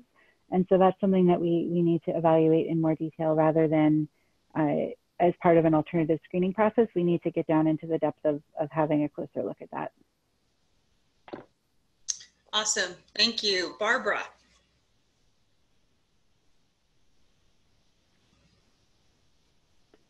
Barbara, I think you're on mute. No, sorry. Okay. No, I'm not. Can you hear me now? Yes, thanks. Okay. So you're still going to be analyzing the no project alternative because you're required to under CEQA. Not our whole complaint, but a good part of our complaint last time is that when you did the analysis for the no delta alternative, you dropped the things that would have made a no delta alternative work. You have now dismissed them in this analysis that you don't believe they will work. I'm not going to fight that out now. But what I need to understand is, are you still on that no tunnel alternative going to include the things that we believed should be done with a no tunnel alternative? Or you're just going to really keep everything status quo and analyze everything status quo, no delta tunnel? Because if you ever want to get to resolution, I don't see, I mean, we'll just end up fighting the same fight we fought 4 years ago. So I think that is the crux of what we're trying to do differently. If your terminology is a little different than mine, and so I want to make sure we're talking about the same things. But right. When you're talking about a no delta alternative, I think you're talking about no tunnel alternative. I'm right. sorry. And so in that case, we're looking at the sort of conservation recycling desal pieces primarily. There was more to it for us that we wrote. That also include new fish screens. It include levee repairs. So that is what I'm concerned about, is that if you go back and do the no tunnel analysis because you have to, but you don't put in these other items because you've dismissed them in this rubric, are we just going to end up back to where we were? So we are going to try to do things differently. I mean, that's the objective in terms of trying to come up with a no project that evaluates more in terms of the types of projects that could be considered if the project doesn't move forward. So I think that there are some things that, part of it is that some of these levee improvements are going to be considered, they're part of the baseline, they're not part of our no project. And so I think the idea that, I wasn't terribly... You're breaking up, I'm not hearing you. I don't know if it's you or me. Specifics about how we want to handle that. But I will say it's our objective to try to do that in a way that would work and be functional rather than sort of trying to pay it lip service. We really want to take a good look at that. Okay. Thank you. Okay. Any other questions or comments related to the presentation? All right. Carrie, you want to close that out? Jasmine has control. Oh, you mean just with words? Yeah. No, I'm with you. Thank you all for your patience with this. I know that this can be a somewhat awkward discussion and definitely a hard one. And I really appreciate your time and your questions and your willingness to engage on this. So thank you all. Awesome. Okay, Sarah. You are muted, Sarah. I was trying to keep the dog noise down. At any rate, I wanted to break our presentation up a little bit here because we have 4B coming up in terms of the staff presentation. But we have joining us today Richard Atwater. The DCA board has, every 2 years, we undergo a bit of a change, and up till now, Tony Estramera has been our president, and he very, very wonderfully served as president for us, leading us through this initial phase. Just from last week now, Richard Atwater, who has joined us today, has become president of the DCA board. So Richard, are you with us? Are you able to introduce yourself? Yes, I did. I unmuted, Sarah, when you got on. So hi to everybody, and I really appreciate listening to the dialogue for the last hour and a half. Okay. Well, so. But yeah, I'm looking forward to listening in the future too. And I think you had a really robust discussion, and it just reminds me, working up and down the state over the years and the efforts on the Colorado River when we're looking at droughts and supplies. We really do need to be very efficient in how we use water, and I've had fortunate experience in building some of the largest water recycling projects and large stormwater, groundwater recharge projects, and not just in Southern California, but at other places. So look forward to talking to you all about how we can manage water better in California. Thank you, Richard, and we're very glad that you are leading us up. And Tony, thank you for your service here, because you have been truly wonderful in your leadership. Okay, so moving on now, we've got 4B, which is our staff presentation. And we think it's critical that the SEC see how their work is impacting the design and engineering on this project. So once again, I will ask Catherine to introduce the staff presentation for item 4B on the agenda. Great, thank you, Sarah. Jasmine, can you go to the next slide, please? So today we have 5 items that we want to share with you that reflect actions that we've been taking over the last few months, based largely on feedback from the committee. And there's a couple of themes that I hope you get out of this presentation today. we've been looking really strongly to shrink our construction footprints at every site as much as possible to minimize effects, particularly related to loss of agricultural land and also where we're in close proximity to ecologically sensitive areas. So we'll go through some of that. We want to reduce our agricultural impacts by returning as much land as possible back into agricultural production. So we're going to go through some of the work that we've done over the past few months, figuring out how do we convert some of our land that's not part of permanent construction or permanent operations back into ag production. We obviously want to reduce project traffic. That's a very sensitive topic. And one thing that we noticed in Don Hubbard's traffic presentation 2 months ago were those high traffic peaks that were at each of the shafts when we were moving borrow material there largely to construct those shaft sites. So we've revisited that and we've got some changes there to show you. We'll also be looking more holistically at traffic reductions because there's more than just these sites where we've changed the shaft sites to reduce traffic. We've looked at it holistically and we'll have more information on that in the next meeting, but we want to get started on some of these maintenance shafts here. And then also a topic last month was around the safety of the TBM conditioners that'll be used. So we want to go through that a little bit more. We've put some more thought and effort into how we can address some of the issues that you all raised. So that's a general outline of what we want to do today based on previous feedback. So with that, Graham, can you kick it off to talk about the agricultural restoration work you've been doing? Yes, I can. So Jasmine, please go on to the next slide. So we're going to summarize our approach to land reclamation. I mean, I think this first has to start with an upfront commitment to site rehabilitation, and that's the approach that we're taking for the project. You can see the example image on the right is one of the intakes, and the area we're talking about here is the hatched area between the yellow boundary, which is the temporary construction boundary, and the red boundary, which is the permanent post-construction boundary of the site. So we're talking about, in some cases, several hundred acres of land that makes up that difference. And so we're really trying to understand what it will take and make sure we're incorporating plans for site reclamation at these facilities. We've done an initial assessment. We're going to go through that now about these sites.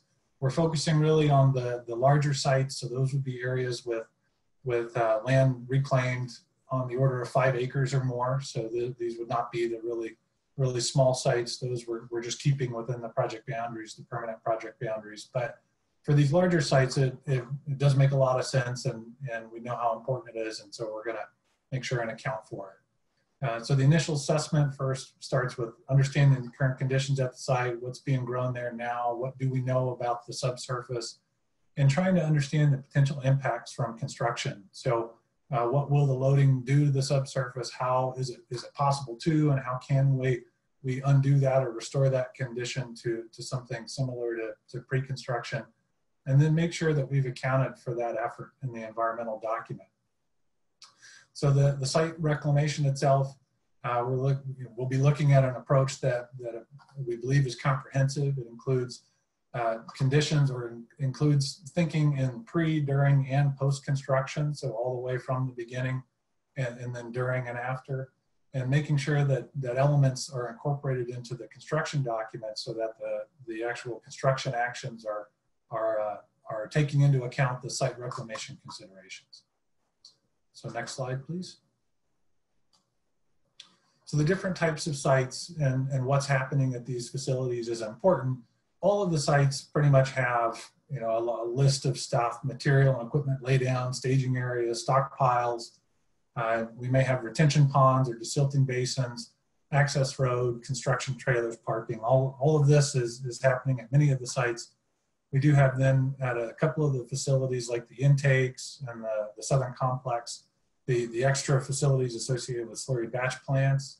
And then at the launch shafts, we've got the concrete slabs for the tunnel liner segment storage, and then also the RTM processing and storage areas, which as we've talked about before, take up pretty large acreages for managing and processing the RTM. And then some of the sites also have railroad spurs, which I know we've talked about before as well, to help move large quantities of materials to and from the sites. Next slide, please. So in summary, the site conditions do range. I mean, these are some general concepts that we looked at as part of the initial assessment, and these capture the variety of conditions that we've got within the Delta. I mean, our site sizes range from pretty small on the order of 10 acres or less for some of the smaller maintenance and reception shafts, all the way up to 450 acres for the tunnel launch site and material depots.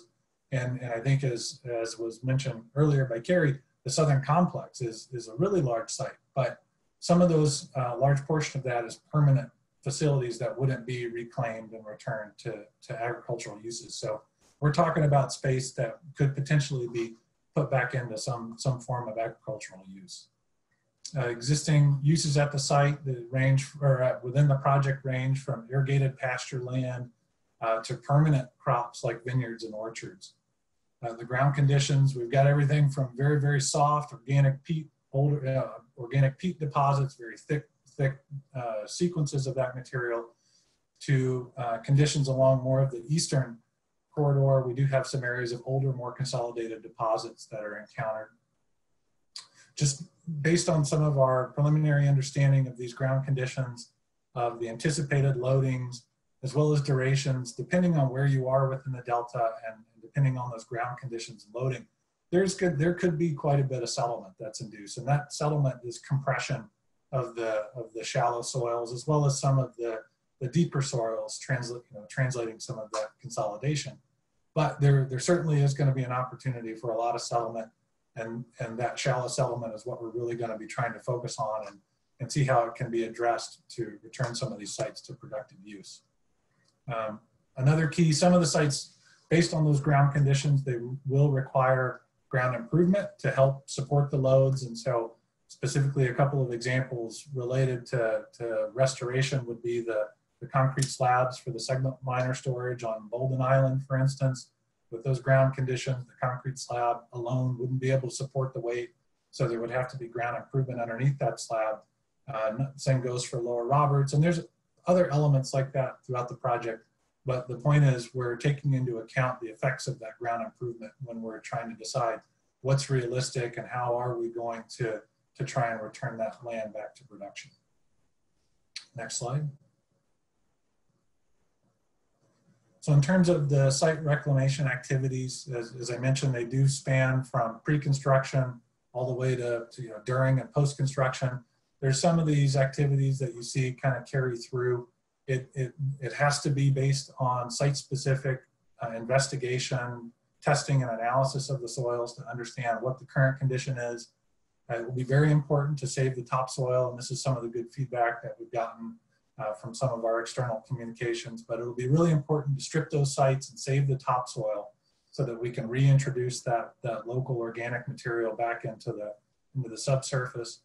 There may be some situations where surface treatments could be used to try and minimize some of the compaction effort. These could be things like geogrid layers and different types of treatments that could be added to the surface to try and help with some of the underlying consolidation.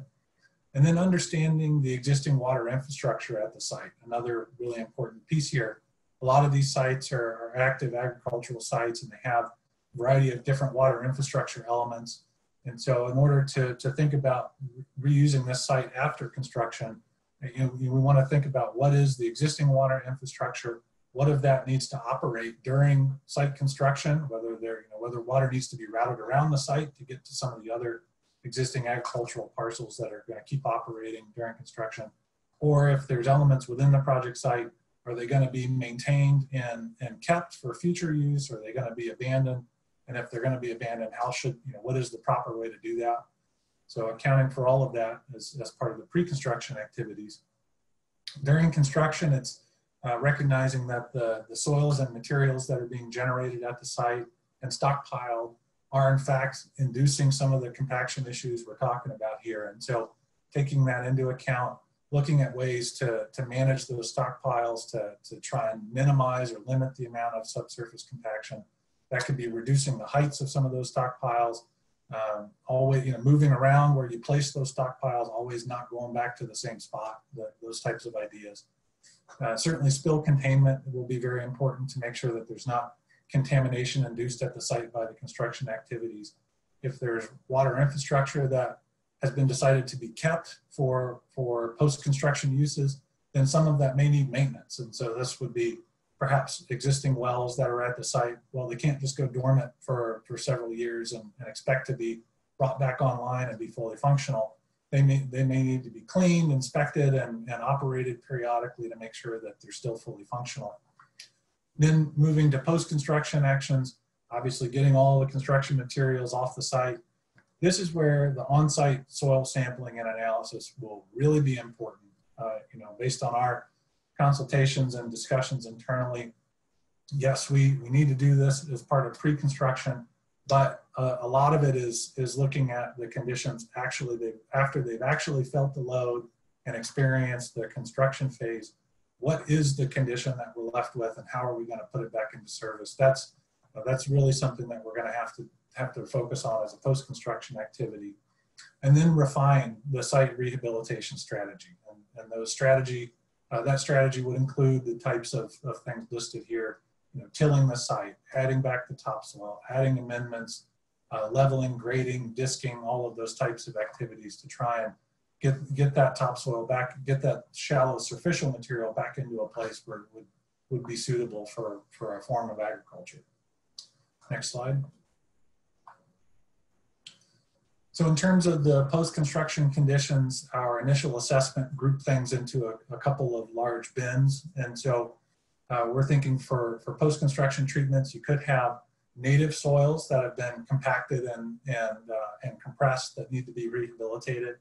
There could be RTM-based soils. And so an example of an RTM-based soil would be an area at Twin Cities. If we end up borrowing material from Twin Cities, then we need to restore the topography back at that site. And that could be with RTM used to restore the topography back up to existing grade.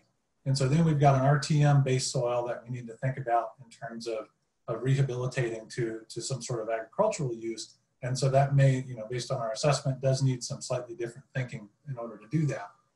And then the third post-construction treatment or third bucket is RTM stockpiles. And these are areas that are going to be left for reuse by others as a stockpile. We're not intending to try and put that into some sort of agricultural or natural habitat use. It's still kept within the permanent footprint of the project, but it's what do we need to do to those stockpiles to stabilize them, make sure that they're not a runoff mess and having precipitation run all over the place. So that's a fairly simple activity to just make sure that those stockpiles are stabilized and available for use in the future. So it's those three major buckets that we're looking at. And then in terms of long-term use, sorry, go back one. In terms of long-term use, could be agriculture, could be natural habitat space, or it could be RTM stockpile. As I said, not really considered a land reclamation effort, but does have some of the similar steps involved. Okay, next slide.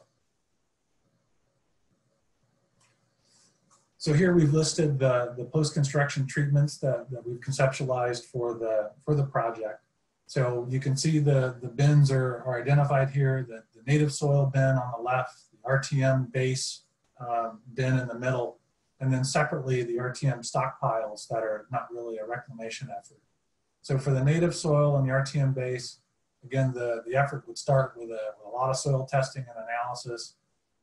Rip up to 3 feet in depth, ripping that soil up to 3 feet in depth, adding amendments to address compaction such as gypsum, and cross-ripping that material back into the subsurface, again, turning it over, trying to spread it out and fluff it up. Here's where we have one little tweak for the RTM base as you work your way down. In this case, we may need to add a little something extra to adjust the soil fertility because that RTM is coming from depths down at 100+ feet, and there's very little in terms of existing fertility in that soil. And so there could be a need to bring in some compost or peat or something like that to help add some fertility. But then we're back on track sort of in parallel between these two base types. We would then continue to cross disc the site and the soil to continue to work that. And then as a finished step, grade and level the site. Then the last bullet is something that we'd only need to establish a wind and water erosion cover if there's not somebody already in place to take over that land and move it on to the next step, because we wouldn't want to just leave it as bare soil, because that's going to get blown around and run off, have runoff and erosion and wind blown. So the point here is if there's not somebody already queued up and ready to step in and take over the site, then there would be a wind and water erosion cover planted at the site. And it would be done in such a way so as not to limit the future use. It's just that there's not someone there ready to go right then.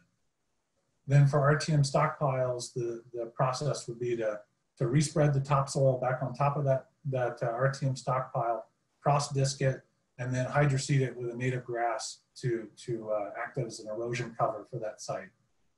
But also for the RTM stockpiles, we'd establish an access road to the stockpile and then implement SWIPI around the site. This could be, this is something like the hydroseeded cover or maybe a little berm or something like that, just to make sure that the site is self-contained and stable, and then adding a stabilized exit for the site so that there's not tracking of soil out onto the streets and creating problems there.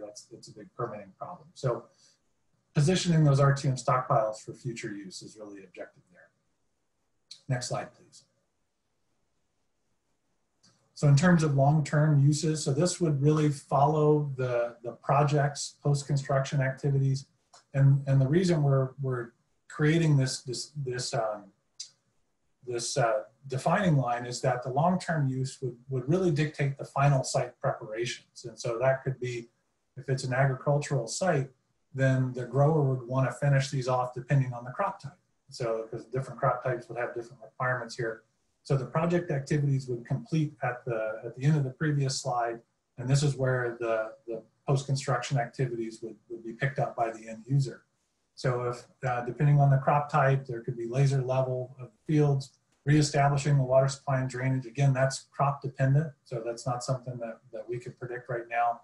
If there, again, the other crop dependent thing would be additional amendments or potential cover crops to build soil fertility. That also is crop dependent.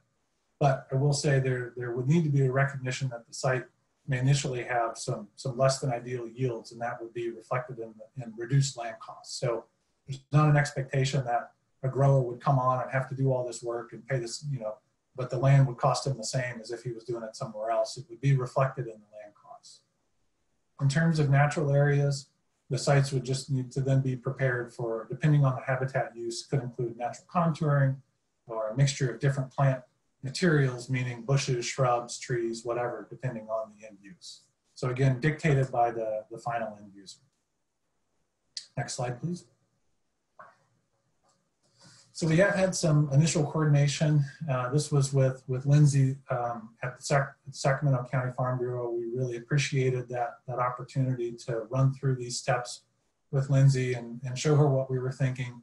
And she brought in someone who was very helpful from the agricultural community to listen to us and give us some initial feedback on the restoration approach. We've listed out some of the feedback here just for consideration. Compaction is really the major concern for the farmers and the growers. The shallow groundwater really exacerbates this issue because where we do have shallow groundwater and those soils get severely compacted, then yeah, we're gonna have to think about the effort that it takes to work with that material and try and fluff it back up. So that is something that we're taking into account. Looking at the existing drainage and irrigation at the site, accounting for this was input that we've already incorporated into our approach. So I just wanna highlight that this is the feedback we got, and we have already kind of what we reviewed with Sacramento County was a previous iteration, and we were able to fold in a lot of this input into our approach already. Considering deep stripping, again, to get as much of that local organic material as we can for on-site restoration activities. This was another important one, this next bullet. Considering the adjacent land use when thinking about potential in use of a reclaimed area, the point here being if it's a site that's surrounded by agricultural land, then putting a habitat conservation plot right in the middle of it might not be the best idea. And the inverse would also be true. And so this is just, I think was a good thing to take note of and think about. And then also, grass is probably possible in many of the proposed locations or all of the proposed locations, but recognizing that the permanent crops will be a lot more difficult. And I think we all agree with that and are cognizant of that. And certainly something, again, that will have to be built into the process in terms of the site restoration activities. Some other comments that were provided, again, we're emphasizing the traffic concerns that could affect agricultural business operations, and then expressing some concerns about the effects of the RTM processing on the surrounding land and groundwater conditions. Again, just reinforcing something that I know we spent a lot of time talking about and we're continuing to work on and we'll keep working on, but just putting a fine point on those coming from the farming community. So that's it for the slides that we have on the post-construction restoration. Do we want to pause here? Do we want to keep going into some of the site reduction? I think we wanted to go ahead and provide some opportunities for clarifications on each of these concepts. And we have 4 hands up. Again, we're going to, we want to be efficient with our time. I want to be mindful of that. We have Anna, Sean, Cece, and Lindsay. Anna. So this has actually been one of the most horrifying presentations because it's become abundantly clear that there's no expectation for the multi-generational farmers to be around when this thing is potentially done being built. And so that kind of makes me very concerned of the scope that you're looking at this project with. And so my question is, I have concerns, of course, about the compaction and how it will affect the domestic wells in the communities here, but it doesn't sound like you expect for them to be around. And then you talked about abandoned water infrastructure, and I can tell you there's no such thing in the Delta. So whose water infrastructure are you going to take? Who decides what is lost and what is kept? And my final comment is regarding the tunnel muck. Clearly from this presentation, you understand that it's not actual viable soil. And I think it's insane to take some of the most productive soil in the entire state of California and rip off that topsoil and store it where, is my question. And then how do you know that putting a layer of tunnel muck and then putting the topsoil back will even lead to a productive farmland? Because it's organic, it's alive, and you're going to go store it somewhere and cover it with a tarp. And so this is very, very, very concerning about your misconception and your ability to just act like this is an empty area that isn't full of productive farms that even during a global pandemic have kept going. Thank you. So I have a question. I need to ask for a clarifying question, Anna. I guess I don't understand what you mean by what you led with. I don't understand. Could you repeat that for me? Because I don't think in anything that I talked about, I said anything about anyone not being able to return to the site or not being able to farm these areas. So I'm sorry, can I ask you to just clarify that beginning?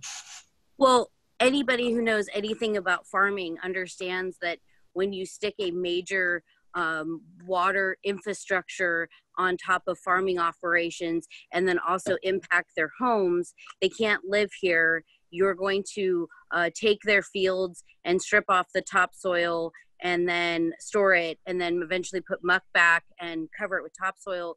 So do you think that the farmers freeze in space or time? Because 1 year of non-productive farming means that farmer has to go someplace else and have farmland. And so your entire presentation just had this very cold notion that there were not active productive farmers out here that at this very minute are moving around.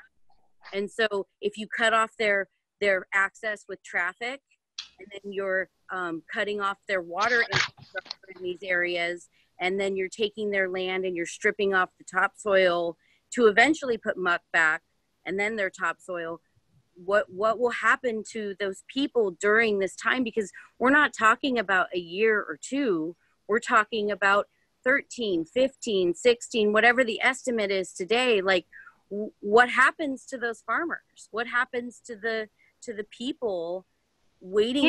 Anna, the point of this presentation here was to talk about what we were proposing to do on the sites that we've already purchased for construction to return the area that we no longer need back to its agricultural use. That's what this presentation was about. So okay, but Catherine, one of the sites, the Twin Cities Borough, I went out with my app and I spoke with that landowner, and that land is not purchased, but you plan to make it into a borough pit.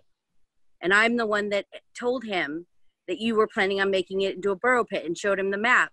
So that can't be true, because at the last meeting you showed us a map with a giant. No, obviously. No, and obviously, so obviously that statement's not true. No, so, the statement is true, Anna. The statement is true. No, because it's what not. He's talking about is how we would restore land that we have purchased as part of the project. Certainly not now. There isn't a project yet. As part of the proposed project, how would we maximize restoring as much of it back to ag as possible? That's what this is about. Okay. You're trying to project. And go ahead, Graham. That's okay. So the project is still in the CEQA phase. There's been no no land purchased. It's still, there's a variety of different alternatives being considered. We're talking about building into the environmental document the effort to make sure that we're doing our best to restore these sites to agricultural purposes in the future. I think it's completely the opposite of the way that you characterized it. We're not ignoring it. We're not pretending it doesn't require energy. We're not pretending that it shouldn't be accounted for in the environmental effort. We're totally trying to put forward a plan that we're vetting and we're floating out there. So I disagree wholeheartedly with your notion that it's a very cold, sort of, that we're talking about parcels that we're already assuming we own. No, it's none of that. It's just an approach to try and return the land back to productive use, and we're trying to talk about it in this forum. Regarding the water infrastructure, this is water infrastructure that could potentially exist at some of the project sites. And so in that instance, we would evaluate whether that water infrastructure should be abandoned, which is a terminology that's very common in the industry for properly abandoning a well so that it doesn't create a future contamination source, properly abandoning a ditch or rerouting a ditch or modifying a check structure so that it can still operate in the future or operate during construction. That type of assessment is entirely appropriate. And in fact, it's intended to sustain the agricultural parcels that may surround the site and not eliminate or prevent their future operation. During construction, there still could be land around the site that needs to operate. And it's making sure that the existing water infrastructure is designed to do that. That's the point of that subject. So it's not going out and destroying somebody's in-service well who's going to need it for the future. It's thinking about what's at the site, how to make it all work the best, and what could be or should be retained for post-construction use of that land. In terms of the viability of RTM, I think we've talked a lot about the geotechnical viability of RTM, and we see no issue with it at all. And you're going to hear more about the conditioners that we're anticipating for those materials. The lack of nutrients is not a critique of material. It's what you would get from material originating at 100 or 150 feet below surface. It's not bad material. It just doesn't have the benefit of being near surface. And we're accounting for even the energy required to bring nutrients to that soil into the environmental document. So, by my view, it's really trying to be complete and comprehensive in our approach. Can you clarify whether or not you are talking about land that you already own or land that you hope to own? Because Catherine alluded to the fact that it was regarding land you already owned. So there's no land owned for Catherine. Did not allude to land that was already owned. It was in the sense that if we find ourselves in a position where we're actually restoring land, then it would be land that we own that the project owned and was in need of restoration. There's no current land. There's no project. There's no current land right now. I'd like to interject here. Yeah. I think we need to move on with this because at this point we're not talking about any specific locations. We're not talking about about any specific parcels of land or farmers. This is a plan which I have seen this type of plan before in terms of reclamation, just to tell what kinds of reclamation may be going on. So I think we should need to move to the next question. Okay, Sean Worth. I've got a couple of questions and a comment. The first question is, would this reclamation be considered avoidance, minimization, or mitigation in CEQA? Second question, who would own the reclaimed land? And the comment is that given the impact to terrestrial species, it would make a lot of sense for large portions of the North Delta to be restored to an agricultural cover type that these species that were impacted could utilize.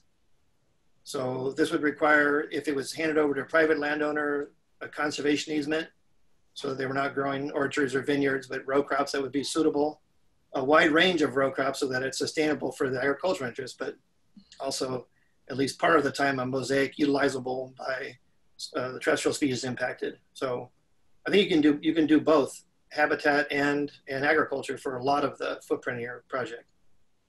I'm interested to hear the answer to the first two. So Graham. Well, Carrie, could you do the first one?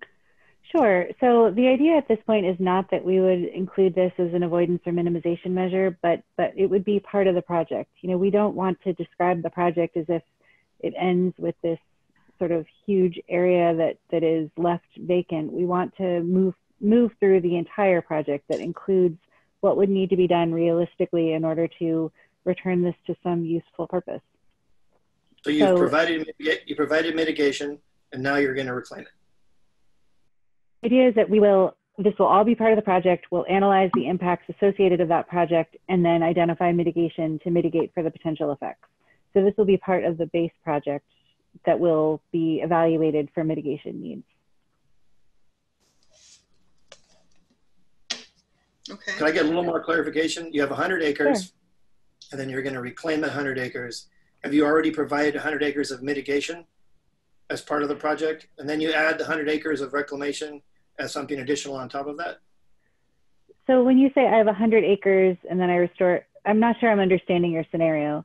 So, I mean, we're talking about like, it depends on what is underlying the site and how we decide to mitigate for things. So, you know, if we have 100 acres of impacted area, then yeah, we're going to need to look at the underlying land use of that area and identify potential significant impacts and mitigate for those impacts. Restoring the land at the end is likely not something that we'll be able to, like, I don't think that we're going to be able to say that these properties are a temporary disturbance and we don't have to mitigate for them. I think that's not the case. It's going to be a long-term change. So we need to consider the potential impacts of that long-term change, even if after 15 or 20 years it returns to the previous usage. That's us trying to make sure this land returns to some use, but we still have to assess and mitigate the impacts of each parcel. Okay, thank you. All right, great. Who would own the land? I'm sorry? Who would own the land was the second question. Oh, so that is something I don't know that we have a clear answer to yet, but I think that you know, the state would need to purchase land in order to do this construction. And I think that we are open to the idea that we would sell the land that would be able to be used for other purposes when this is over. But I don't know that that's going to be a requirement of the project, but I think that that's a direction that we'd like to lean in so that it could be returned to the private uses that it's used for now rather than having a longer term change. And again, this is an initial plan. This isn't set in stone yet. This is initial, as it says, initial coordination with the ag community in order to develop a more thorough plan as this process evolves. So, you know, there's one thing I'll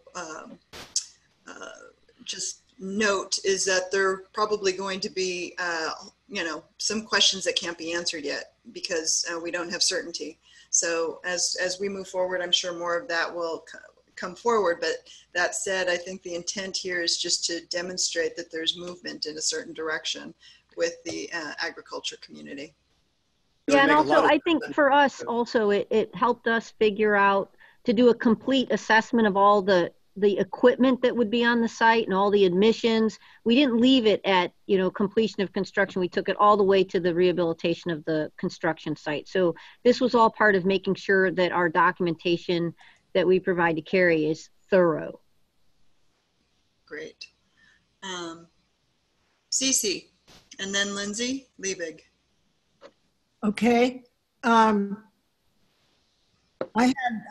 like some clarification on a graphic that you had early on in your presentation, and then I had a couple of questions. The questions are, what is the timeline of this restoration? And do you intend to use adaptive management?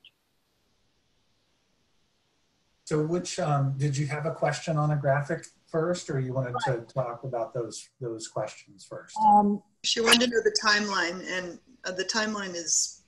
So the timeline, yeah, so in our assessment, CC, we've assumed this work would be done in one construction season. So it was essentially April 15th to November 1st.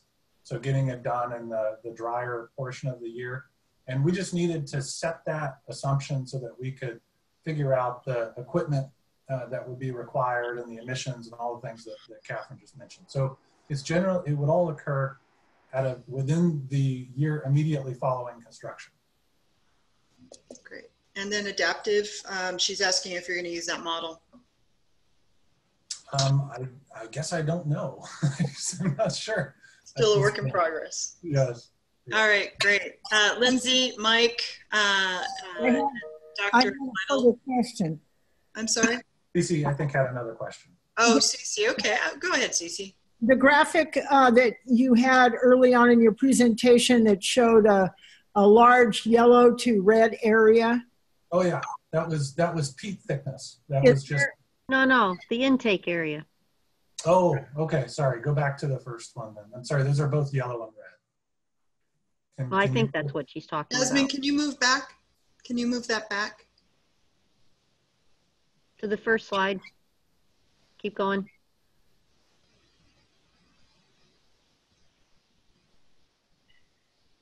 That one. Oh, not that. Yeah, there we go. Yeah, this is contouring, CC, of estimates of peat and organic layer thickness below the subsurface. And is there a key to that to understand what the different colors mean? You know, this is, we can send you this. This is work that's been done by VWR, and various other studies have referenced back to some of the source data. This, I think the Delta Risk Management Strategy used it, the Delta Levy Investment Strategy used it. It's based on a whole bunch of existing borings that were drilled within the Delta, and then contouring of that information. Okay. I can give you, afterwards, Cece, if you would like, I could send you a link to where you could go, get all the information on it. I appreciate it. Thank you. Okay. Lindsay, Mike, and Dr. Lytle, and then Jim and Douglas. So Lindsay. Okay, so we did meet with Graham and Nasli, and really appreciate the opportunity to have a very frank discussion. I had two of my board members, also long-term Delta residents, Virginia Hemley-Chabra and Russell Van Lobensel's, review some of this information for additional feedback. Our main concern still is, and we've raised this several times, a lot of us in the ag community don't believe that a lot of this tunnel muck is going to be reusable, and therefore using it for storage facilities and being able to turn that land back into productive ag land is something we really still question and have concerns over. And I know there's been a lot of studies, that have come out and said that it'll be fine, it'll be able to be reused and this and that. We're still questioning that, so that's still not sitting well. So compaction is, a major concern with utilizing that land. Additionally, you're taking a lot of prime farmland out of production that's currently in, vineyards and orchards, and turning that back over into a low value crop is going to have a, disproportionate effect on the ag economy. So not only are we taking money out, but what we're able to actually put back, if anything, is not going to be to the same level. So, that was a concern we raised. The other thing, talking about only taking 12 inches of topsoil, not enough. Still don't think that I don't think there's really any amount of topsoil that can be taken out that can then be put back post-construction that's going to make a difference. But, something that we raised as well. And then the one thing that we really, discussed, I think in most depth, was really the adjacent land use. In some of the visuals we have, we have, especially for like the intake picture, for example, you know, you're taking a large square of land and then you're going to kind of cut out and you're going to have this kind of U shape around it. Yes, that can be turned back, but is that really farmable? And does that make financial feasibility sense to actually be productive farmland? Something we don't know. And so we caution, you know, really looking at what that is and some of those impacts in those surrounding areas and how that was going to look and actually being able to turn that back into viable farmland. Additionally, we talked about how where I agree with Sean, it does make sense where some of these areas can turn back into you know, cropland that can benefit both, you know, having some sort of an agricultural base plus having environmental, you know, access for our terrestrial species and things like that. We also don't want to just create pockets of habitat either, and just kind of have these kind of little one-offs, you know, pockets here and there. So we want that to make sense and want that to be something that is well thought out and well laid out, and something that is really looked at by both the agricultural and environmental communities together, so that these pieces of land that can be rehabilitated are rehabilitated in the most appropriate manner.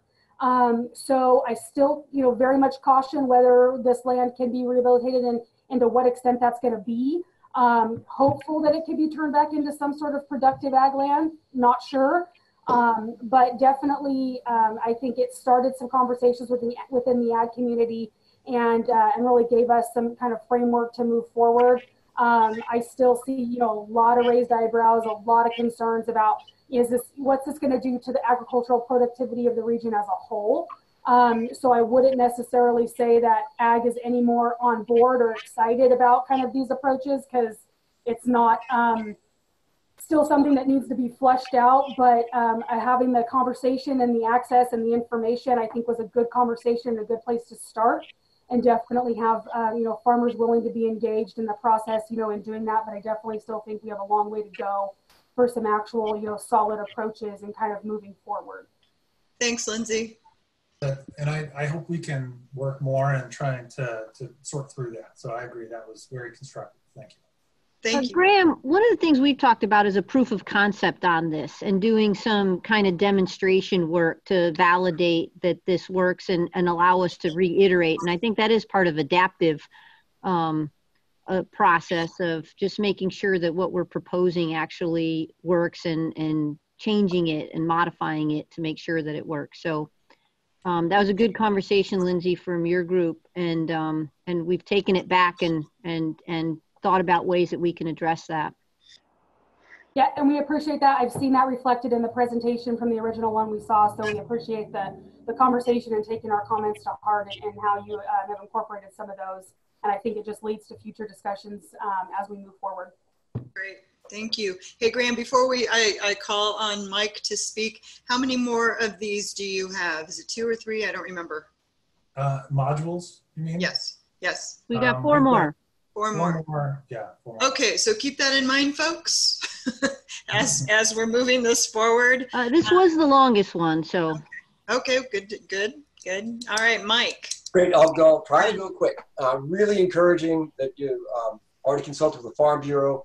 And Catherine, your comment about proof of concept is very encouraging too, and using adaptive management going forward. That with the unprecedented scale of this project that I'd like to see built from inception is an unprecedented level of study and funding for that study to go all the way through the life of the mitigation. It goes above and beyond standard monitoring requirements, mitigation requirements, ventures out into social sciences, environmental justice, economic impacts, things like that, that if we're going to use this as a great opportunity for how a big project can be done well and mitigated, that same approach that could be taken for studying it to go forward, to actually have that basis going forward for other such projects. That's it. Thanks. Terrific. Thanks, Mike. Okay, Dr. Lytle. Hey, thank you. I champion the last 2 commenters. I think that Mike and Lindsay's comments are right on target.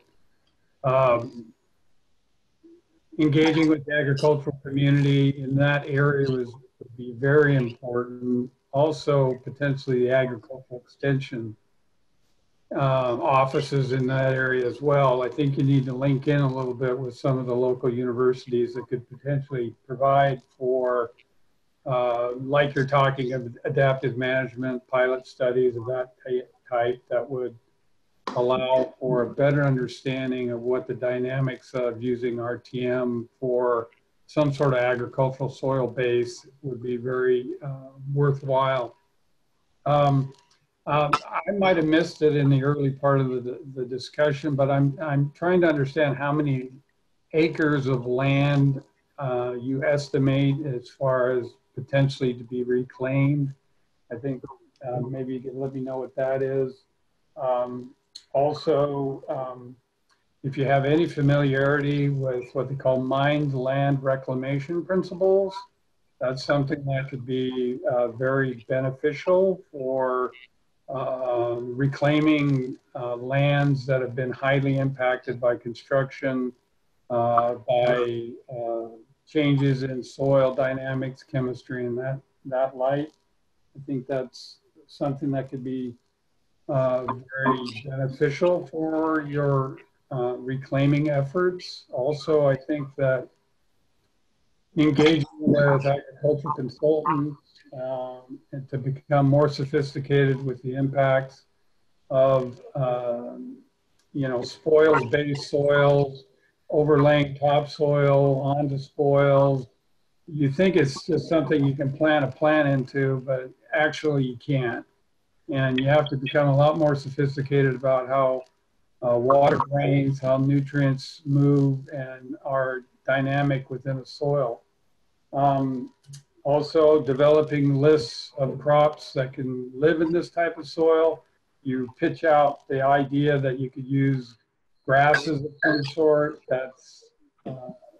That's suspect in the sense that you need to actually sit down, plant the grass in your artificial soil and actually see what type of production you can develop. So there's some homework and some pilot work that you need to do prior to even considering the concept of reclamation. Also, last but not least, I think the original or the earlier comments about we don't own any lands, there's no project, this sort of things. If I'm not mistaken, Bullen Island is owned by state water contractors, and there's a number of other islands in the Delta that are already owned by state water contractors. So I don't believe that's actually accurate. Thanks. Thank you. Okay, yeah, that's valid. That's true. I think the point I was making when I said that is that there is no project. I mean, we don't know whether the island of Bolden will be used at all. We don't know where the alignment will go.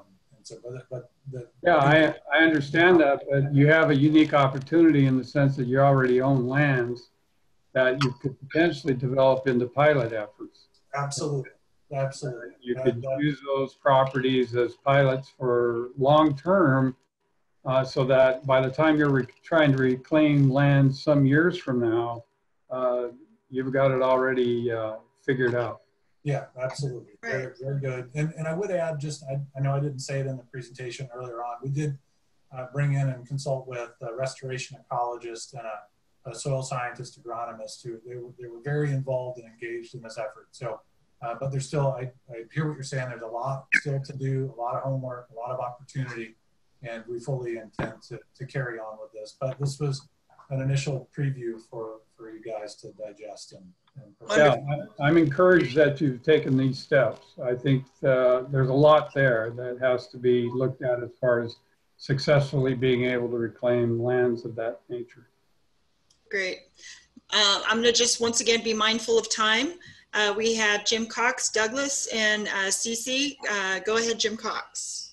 Well, I think my question is kind of premature, but I was just curious how much topsoil on top of the muck are you considering? So in terms of quantity estimates, we're typically assuming a foot of stripping, and then that material will be stockpiled on site. And there are techniques to stockpiling it to try and preserve so that it doesn't go completely anaerobic. So this is all, you're right though, that's all to be sorted out down the road. It's not fully digested right now. but in terms of environmental document assumptions and so on, it's about a foot of stripping is generally considered the quantity. Okay, I couldn't quite hear everything you said there, but I was thinking more in terms of foot, how many feet, of topsoil on top of the reclaimed, the muck soil. It's a foot of strip material 1 foot of strip material will be used to put back on top of the reclaimed areas. The only reason that it could end up being more material or less is if we've got some, for instance, I'll use the southern forebay as an example. We're going to be stripping a very large area for that structure, saving that material, and then reusing it over a much smaller consolidated area because a lot of that permanent footprint is part of the reservoir. So it's the answer of how much are we going to strip depends on that type of analysis, whether we're going to return it back over a very large area or return it over a small area. Kind of drives how much of that material we strip and stockpile. Great. Well, I would suggest that you could take a good look at Foster City. Foster City was built for reclaimed bay water and has a topsoil and then bay mud underneath that, and you have about 40 years of growth there that you could study to see how the roots worked and everything.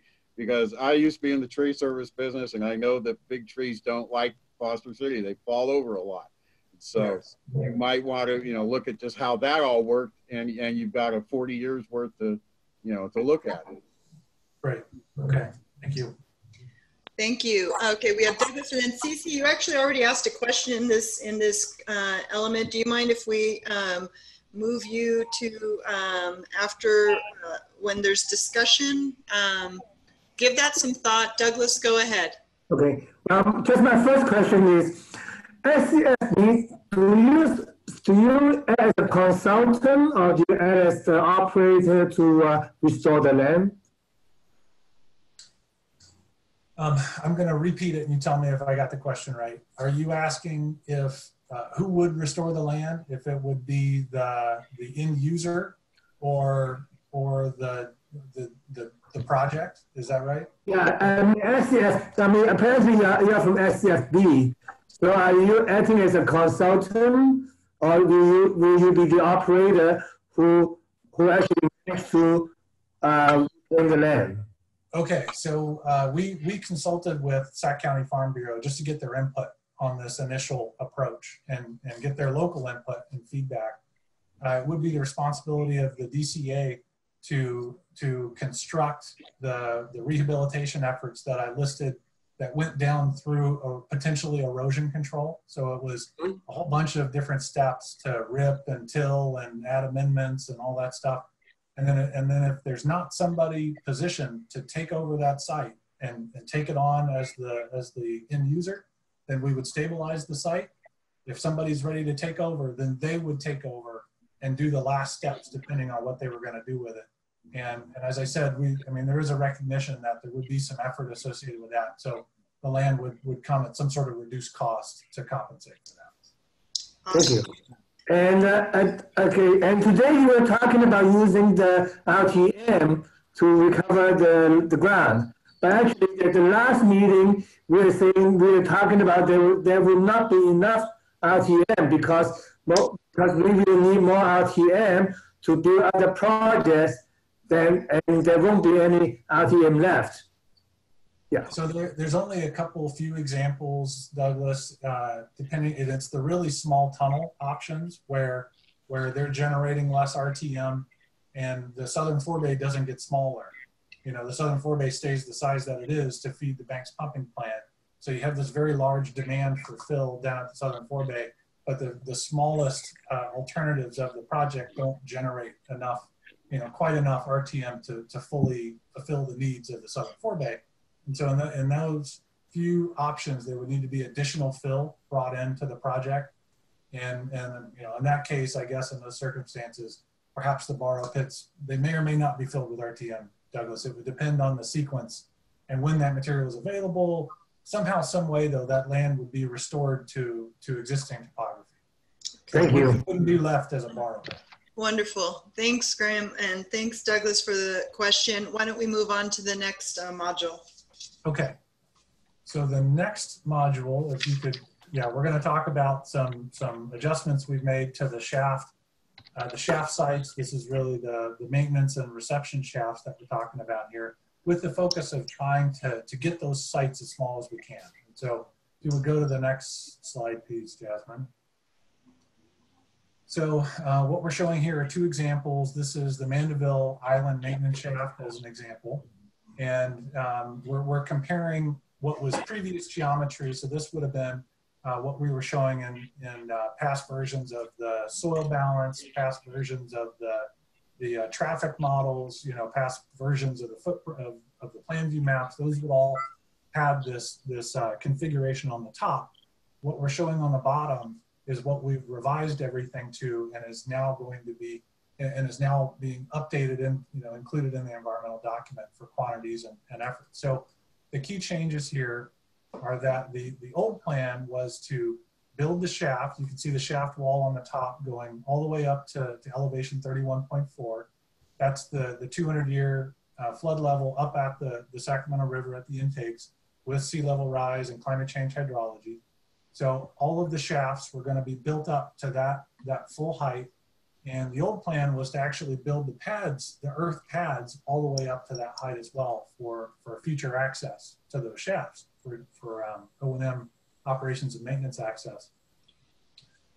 Also, those were 82-foot internal diameter shafts that were included.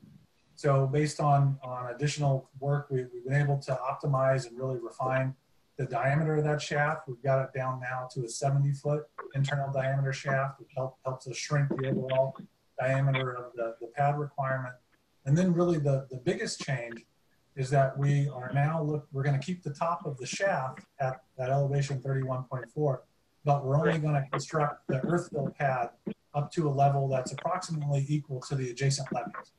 And so the point there being, we want to be a little bit above those levees and a bit above the 100-year water surface elevation in the adjacent waterways. That's so that we can effectively construct those shafts, but the pad will stop there and it won't go all the way up to the top. Reason being, the contractors are fully capable of constructing that shaft up to the pad level and then extending it up to the full height for future flood protection, and then working just up and over the rims of those shafts. So in doing this, we've been able to substantially reduce the quantity of fill required for these pads.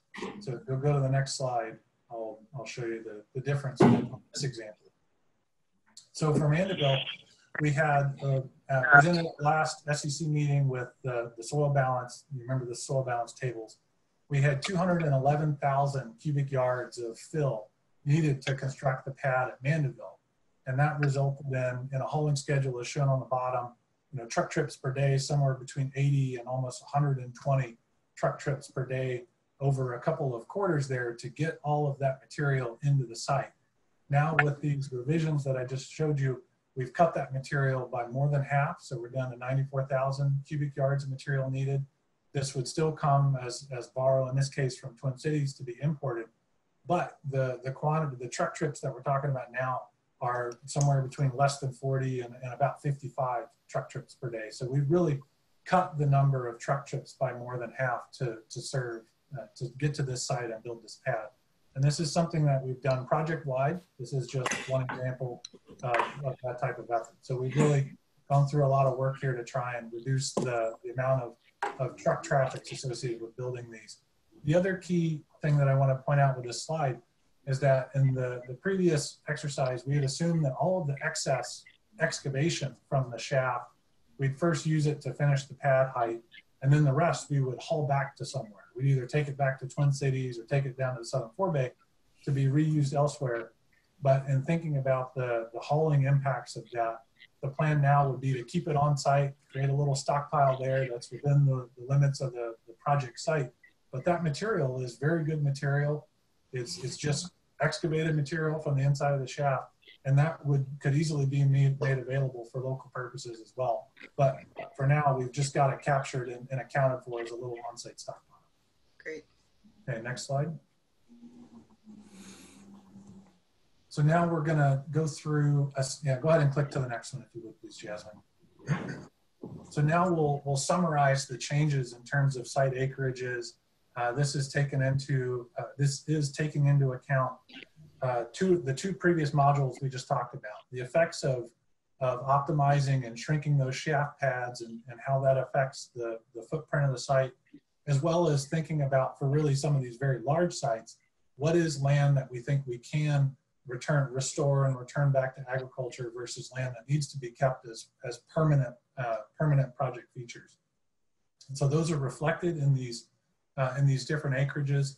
So as you look at these, and then we're going to go through several of the sites here in a minute, but you've seen most of this through past presentations already. What we're showing is, you see in the previous column, that was what has been reflected up until now in terms of the site footprint. So those are the acreages. Then there's the current acreage, and then the reduction. And so that's really the change. And so if there's a reduction, then that shows up as a positive number. In some instances, the site has actually grown, and that's based on other, mainly RTM processing related requirements. And so you notice, for instance, the Bolden Island site, that even though we have made some reductions, and that's associated with continuing to work and refine the RTM assumptions and what we think we can do with that. The same goes for Lower Roberts. You notice on the permanent footprint numbers on the right, that actually grew. And again, that's associated with the RTM requirements. But by and large, we've reduced a lot of these footprints, in some cases substantially, based on the information I presented in the previous two modules. Next slide, please. So now we'll just run through a couple of these quickly. I don't want to bog down and kill the schedule here. So Twin Cities, this was formerly the Glanville, the shaft. I think we've already talked about, we've moved the Glanville shaft over within the Twin Cities complex to be all located together. And then we're looking very hard at what the RTM requirements there are. And so that's how we were able to shrink the site to the smaller size that you see there. Based on what we actually need now and what we expect to use for borrow and so on and so forth. So this is the size of the site and our ability to reduce it was largely related to the RTM processing requirements and really getting our arms around that. And then in terms of the permanent footprint, we've been able to reduce it even more by committing to take large portions of that and rehabilitating it. Next slide. So Staten Island, so this is one of many maintenance shafts that we've tweaked and optimized a little bit. So a couple of key points here. In some of the previous versions, there was a plan to strip out a lot of the peat underneath the pad of the earth pad and stockpile that on site. We've changed that plan. We're now just going to improve the ground underneath the pad so that we don't have to excavate all that peat material out and stockpile it. So we'll improve the ground, construct the pad, and then excavate the material out of the inside and manage that on site. And then by shrinking those pads and really getting them closer to the roads and looking hard about the space that we need around the pad, we've been able to again, add a bit more optimization there and shrink those sites. So in this example, we were able to reduce it from 15 to 12 acres. So that's a reduction of 3 acres. Next slide. For the Bolden Island launch shaft, there's been a lot of changes here. I think we already talked about the removal of the barge landing facility here. So that's reflected in the green hatch. We've added a little bit of space for RTM management and processing. So that's in the red hatch.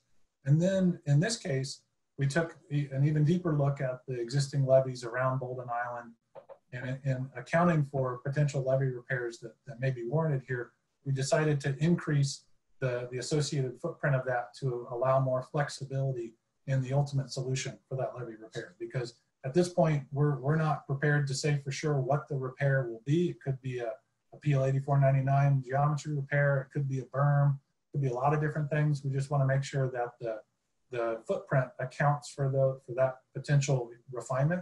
And so you see a pretty significant increase in the acreages here, but it's because of that kind of thinking. Next slide. So here we've got the Mandeville site, and we did get a 2-acre reduction here. I'll also point out with Mandeville site, you may have noticed on the cross sections that there was a change in the existing grade elevation. I think this is just a point that I'd like to make. Just moving across the access road there from the old site to the new site. The new one is on the south side.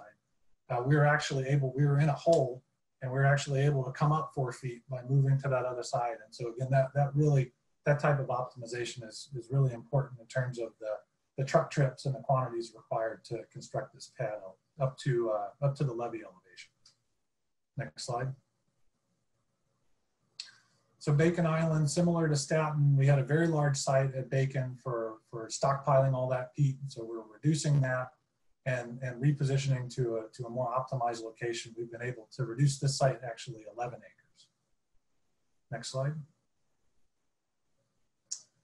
This was the Brack Track site on the south. The old location moved now to Canal Ranch. Net zero on the change, but a lot of optimization went into laying out the new site location on Canal Ranch. Next slide. Lower Roberts, we've done a lot of thinking on Lower Roberts. This now is going to be more similar to the operations on Bolden. We had the same changes to the existing levee improvements that I talked about on Bolden, adding more flexibility in the footprint to the eventual solution. We also looked hard at the actual shaft location, which is in the middle of the site there, and we're able to shrink that quite a bit. And then on the right side, that's really optimizing. That's all about RTM. That's what that is, and that's taking what was over there with the dredge spoils area, but turns out that's also wetland, and we couldn't get in there. And so instead, we're going to work this as one consolidated area to dry out this RTM and create an available stockpile for future use. But it did result in a little bit of an increase in the permanent footprint. On Upper Jones, we moved the site from Lower Jones to Upper Jones. I think this is something we'd already shared with you in terms of optimizing these shaft sites and dropping Victoria and Byron. This was part of that. But in doing it, we also shrank the pad and really looked hard at how the site fits within the broader context, and we're able to reduce it by 3 acres at this location. Next slide. Okay, so I think at this point, Phil is going to take over for a few slides here. And what we'll do is we'll hold questions and comments until we go through the rest of these, just to be a little efficient. Go ahead, Phil. Okay, good afternoon, everyone. This is just a really quick summary. It's only a couple slides regarding some of the additional minimization of construction activity around Stone Lakes, kind of as the result of some of the ongoing things and some of the things that Carrie talked about today. So go ahead to the first slide, please.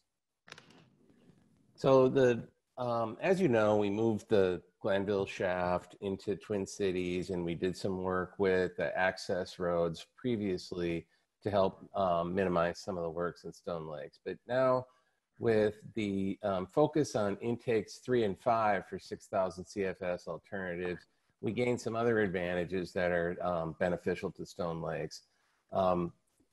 Before when we used intakes 2 and 3, you can see that we needed they're the ones with the gold tunnel alignment shown there. You can see we needed the Lambert maintenance shaft because we couldn't tunnel all the way from either the Glanville or the Twin Cities shaft all the way up to intake 3 without having that shaft. So now when we go to just 3 and 5, we can make it all the way from Twin Cities to intake 5. So we eliminate the Lambert maintenance shaft. We also have, overall shorter logistics travel routes from intake 5 to the site. We don't have to run along the adjacent to the refuge even though it's on the other side of the embankment. It's still adjacent along the old railroad bed there on the land side of it. It increases, the separation, as we mentioned before, from the sensitive receptors around the project. The shorter tunnel length, so that means there's less RTM to deposit places. And it does have the benefits to aquatic species like Carrie mentioned with the intake lengths. So go ahead to the next one. Just to show, this is where the Lambert shaft was. It's not actually in the refuge, but it's adjacent to it. This would have been a site with some fairly large cranes and a pad to construct it. So not only do we eliminate the truck traffic associated with it, but we eliminate that construction activity adjacent to the refuge. So that's a reduction in, noise, obstructions, and truck traffic. So this just sort of adds to some of the changes we've been able to make as we refine the project. And that's all I wanted to report that came out of the change away from intake 2. Okay. Any conditioners? Go ahead. That's you, Phil. I want to introduce Steve Manassian. He's somebody that the SEC committee has not interacted with yet. Steve Manassian is the chief engineer of the DCA.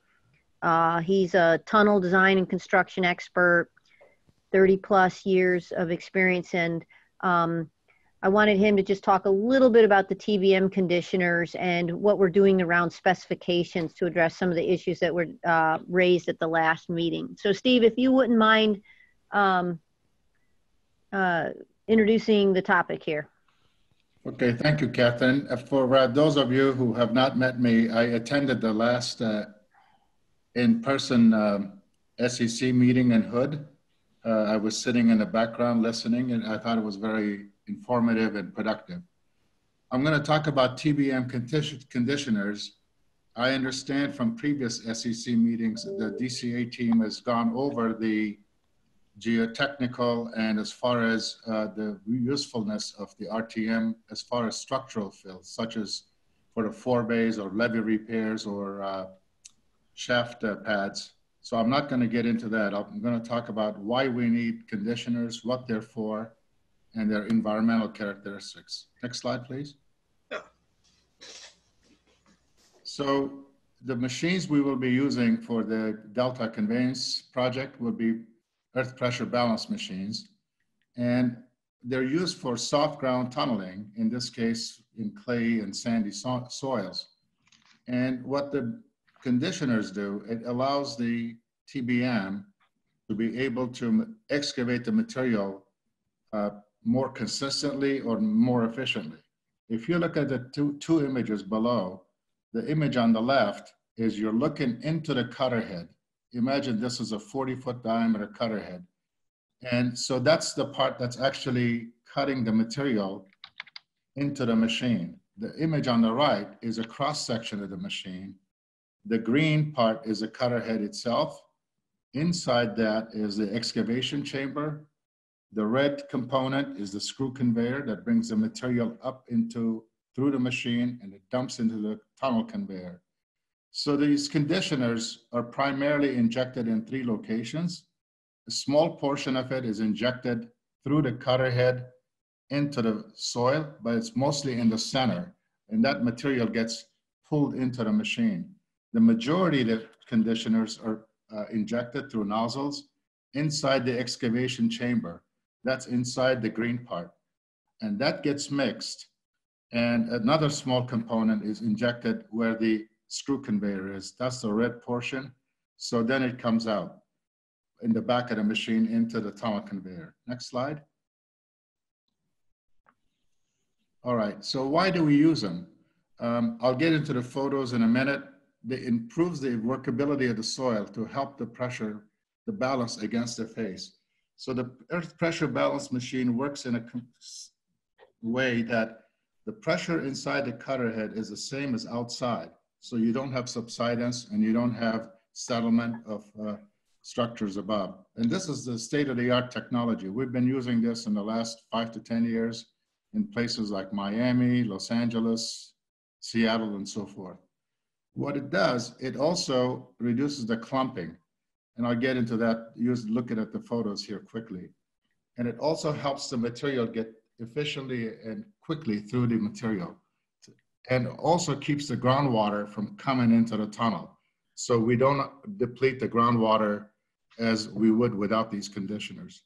And lastly, it improves the safety of the people and maintenance of the cutter head. Now, if we look at the photos, on top left is what the soil will look like if we don't do anything to it. So we have 25% water ratio and the foam injection ratio is 0. Now, we add a little bit of foam on B. You could see the material's getting a little better. and C, we had 20%, and D, we had 30%. Now we go to the bottom. These foams work really well when you add water and foam together. So you could see as you go to the right, how much better it'll be. Without adding anything, if you take the soil on photo A and you squeeze it, it'll become a clump. It will be clumpy. But if you take the photo H, it'll be more like toothpaste. It's more workable, it's consistent, it's easy to flow. Next slide, please. So here's another way to see it. The soil on the very left is natural soil. When you add the water to it, you get it moist and it becomes a little more workable. When you add the soil, water and foam, it becomes really workable. Next slide. So here are the characteristics. Conditioners have improved over the years, migrating towards more eco-friendly conditions, constitutions. The latest conditioners are biodegradable and non-hazardous. This is the material you could buy today. Now, I know some of the conditioners in the past, 5-10 years ago, you could not say this about them. And during biodegradation, it converts into water, carbon dioxide, and biomass. And they are made from vegetable polymers. There's no glycols. Glycols are what you see in your antifreeze. There's no alcohols or solvents. So some of the manufacturers who make these products are Condat, that's in the US, Normet in Finland, BASF in Germany, and Mapei in Italy. Mapei, which is they make them in Italy, they're at the forefront of this. Their product is the best today on the market. So for the DCA, as a team, we will make sure that in our specifications, we specified a highly biodegradable material, minimum toxicity, or even inert if we could get that, and naturally based polymers and no glycols. And we will get these conditioners to be submitted prior to use. And going back to the previous discussion, we will do some tests before we even use these conditioners on site. And this kind of goes hand in hand with everything else we've talked about. Next slide, please. This is my last slide. So all these conditioners will have material data, material safety data sheets. Nowadays, they call them SDSs, which is the global designation of them. So the MSDS, it'll have the hazards, composition. In this particular case, most of these conditioner suppliers, they will not put in their trade secrets, the formulation, that type of thing. The toxicology, the disposition, disposal consideration, and how you transport it and other stuff. And also, these MSDSs usually come from independent testing, and we'll make sure that we specify that in our specifications. On the right is an example of the safety data sheet for Polyfoamer Eco 100 Plus. So this is what I was talking about earlier on a couple of the previous slide. This is probably the best in the market, and you could see, it's kind of hard to see. OSHA classifies this as non-hazardous, where some of the other ones today, they're still considered hazardous, but the competition is working towards making their product equal or better to Mapei. That's it. Sorry, I went fast because I know we're running out of time. This is not our first RTM rodeo, so we're good. All right, questions on the discussion that we just had? All right, we're gonna have this open for just a few minutes for clarifications because we are at 5:53 and I just want to be mindful of time. We have Anna and Cece who have their hands raised. Anna? Yes, thank you. So looking back at that Twin Cities slide, what happened to the immediate forebay that was supposed to be near that site? Is that now not part of the consideration or not part of the plan? or was it not considered for that slide because of the consideration? And then do you balance that and account for the fact that you won't be able to restore the land that you use for that immediate forebay? And then I just have a quick comment about that muck. That's for sure muck. That those slides confirmed to me that that's tunnel muck, and now I know why they call it that. I don't want that anywhere near my domestic water well because of the trade secrets. Graham? So, so you're referring to the intermediate forebay, which is out of the project at this point, and that's based on the hydraulic analysis. The thinking was that the intermediate forebay would be needed to help with some of the hydraulic operations of the tunnel, but more modeling has been done, new modeling has been done, and it's no longer required to help deal with the surge and different operational pieces of it. So it's out of the project. Great, thank you. Well, and it's good to, you know, on occasion, it's good to reiterate these things because, you know, not everyone's tuned in all the time. So it's a good question, Anna. That way we were able to repeat that which we went over, I think, last meeting or a few meetings ago. Okay, Cece. I just wanted to remind everyone that that rich farmland, that soil, is a living thing. It's a living organism. And when you scrape it up and you put it into storage, it dies. So there is no returning fertile land to agricultural use. You have to build it back again. And that land took hundreds, if not thousands of years to build the organisms in it. It's dead when you take it out of storage and put it back.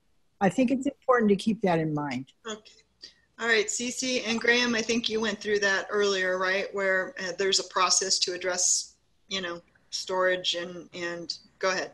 Yeah, I mean, I think that's right. I appreciate the comment, CC, and I think there's more work to be done, but the intention is to you know, reintroduce nutrients, to do a bunch of things, and try and get it back into a condition where it can have a productive use post construction.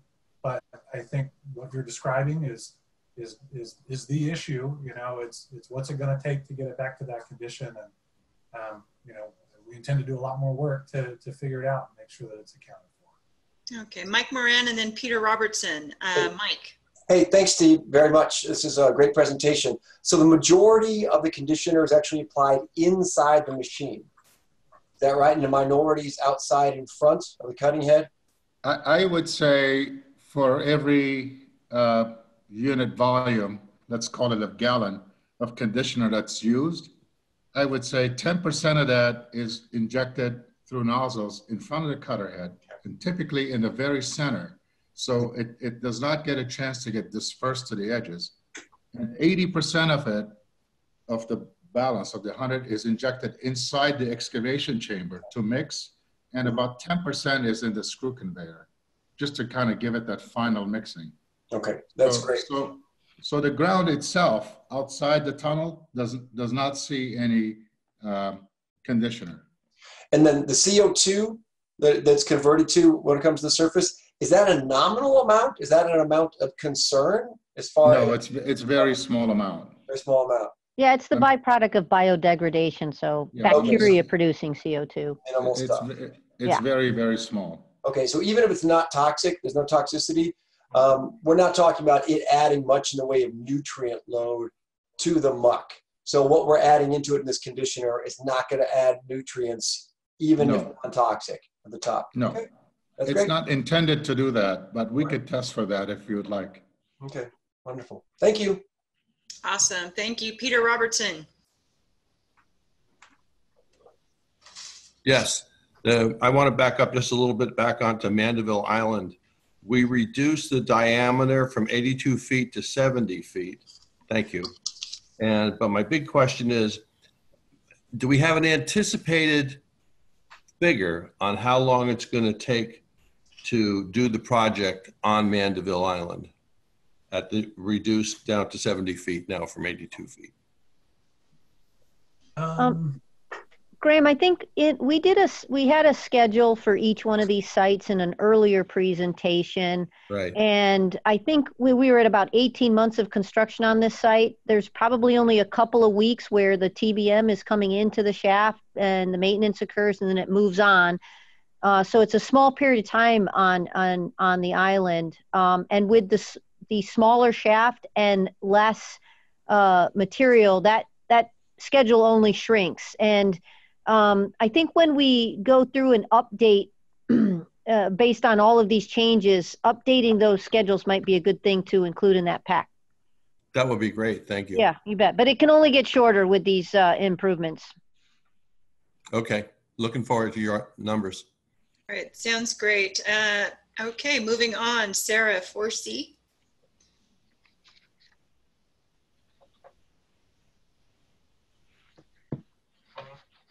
And much of this actually was just covered in this presentation, ironically. Yeah, sorry, and I was on mute. I apologize. Okay, we're going to see if there's any questions or comments regarding the discussion from the last month's meeting and the presentation on soils. And I do realize that a lot of that has been covered during this particular presentation. So if there are additional ones in the interest of time, would you please ask them or comment on them now? I think we're good. Oh, we have one. Cece, and then I think we'll go to public comment. But Cece, go ahead. Or did you accidentally hit your button, Cece? I had some input from my Delta stakeholders, and they're stating that the DCA should discontinue evaluation of the huge 3,000 CFS intakes previously proposed in the water fix because they cannot reasonably protect fish and other aquatic species. And they have really terrible impacts on Delta legacy communities. And they should instead work with the DCL, the Delta stakeholders to evaluate a smaller intake design that will allow juvenile salmon and sturgeon to be exposed to the intakes for no more than 15 minutes at the proposed minimum bypass flows. These intakes will be smaller and there will be more flexibility about where to put them. All right. Thank you, Cece. Okay. All right. Moving on to item 4D, Sarah. Public comments. Basically, we're going to take public comment on all the reports in item 4. And I will ask Ms. Martinez if we received any public comments. Speakers, you will have 3 minutes. Please be aware that you will be muted after 3 minutes to maintain parity for all speakers. So go ahead, Ms. Martinez. Great. We have 3 speakers. The first one, let me tell you who's coming up so that you guys can prepare. Deirdre DeHardine, Osha Meserve, and Gia Moreno. So first up is Deirdre DeHardine. You have 3 minutes. Go ahead, Deirdre. Thank you. I wanted to comment about the consideration of alternatives.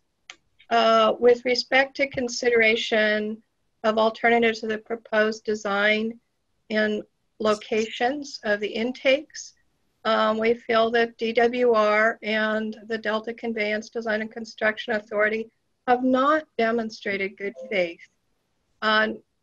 After alternatives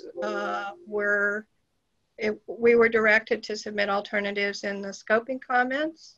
We worked with California Sport Fishing Protection Alliance and other Delta stakeholders to submit scoping comments, but there was an email server issue. We had confirmation from ICF that the comments were sent at 8:01 a.m. on April 17th, but DWR refused to include our comments in their scoping report or the alternatives we suggested, and is now refusing to accept requests in this process. This is simply a failure to act in good faith in considering alternatives in this process. Second, concerned that you have not defined climate resiliency. And I asked a year ago that you evaluate the water fix intake locations for high sea level rise. You haven't done that. if you evaluate the proposed intake locations with 2 meters of sea level rise, I think there's likely to be major issues with salinity intrusion. Third, you have not defined seismic resiliency, nor have you released the new seismic evaluation of the Delta tunnel lining. The previous seismic evaluation assumed class B or C soils, which are very stiff to rock. And as I've demonstrated, the soil columns in the Delta are not all very stiff to rock. So you need to have a process for consideration of alternatives that is open and transparent and scientifically honest. And it says I have 26 seconds. Yes. So I am submitted a formal request that you consider the alternatives, and it's written. And I'm also requesting that you disclose to the Stakeholder Engagement Committee members on sea level rise. Thank you. Thank you, Deirdre. And just a reminder that on public comment items, staff does not comment or respond. This is strictly an opportunity for the public to participate and make their comments. So OSHA Meserve.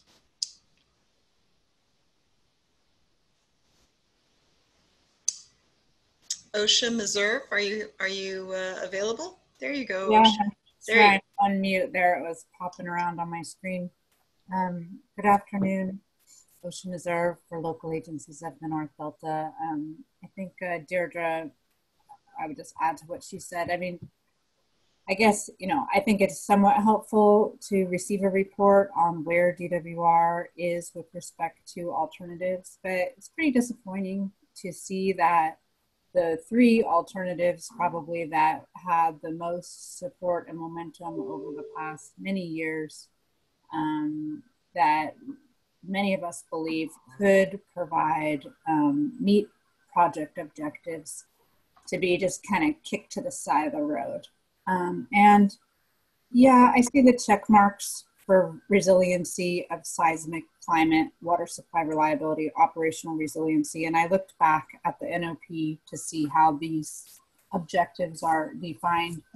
But because no objective criteria, scientific or otherwise, is included in these objectives, it's really subjective.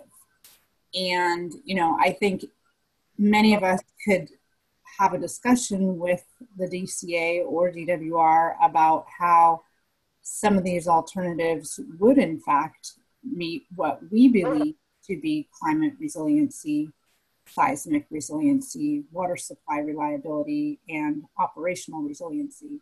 So, and the other thing is that, at least with respect to the first three alternatives discussed today, the next step in getting to a real analysis would be to develop a conceptual engineering report to flesh out those alternatives. And so if they are rejected initially without getting to that step, then that really is a missed opportunity, I think, to look at some solutions that would have far fewer impacts on both the environment and the communities. So it really makes me wonder, what's the point of the new analysis in this whole new process if there's really not any new ideas being considered, and if the alternatives that we've been working to develop are rejected right at the beginning of the process.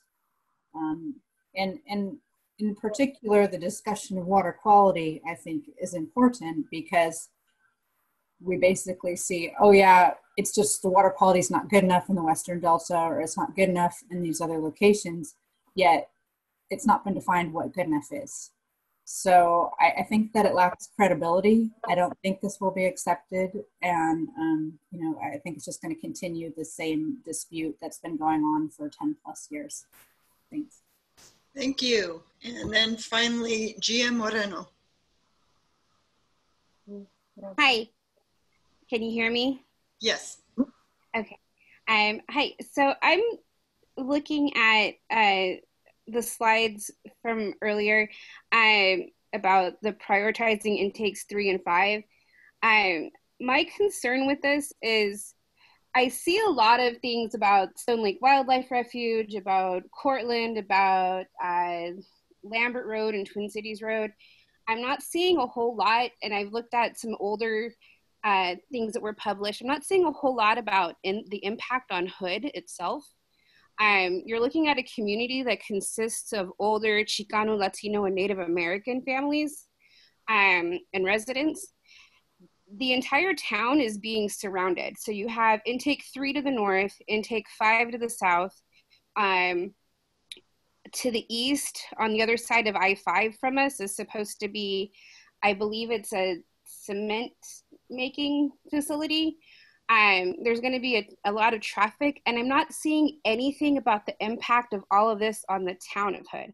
I'm seeing a lot about the impacts on everything around Hood, but not what's going on in the town. And you're looking at a community of 300 people, and then there's several farms and single houses outside of Hood itself.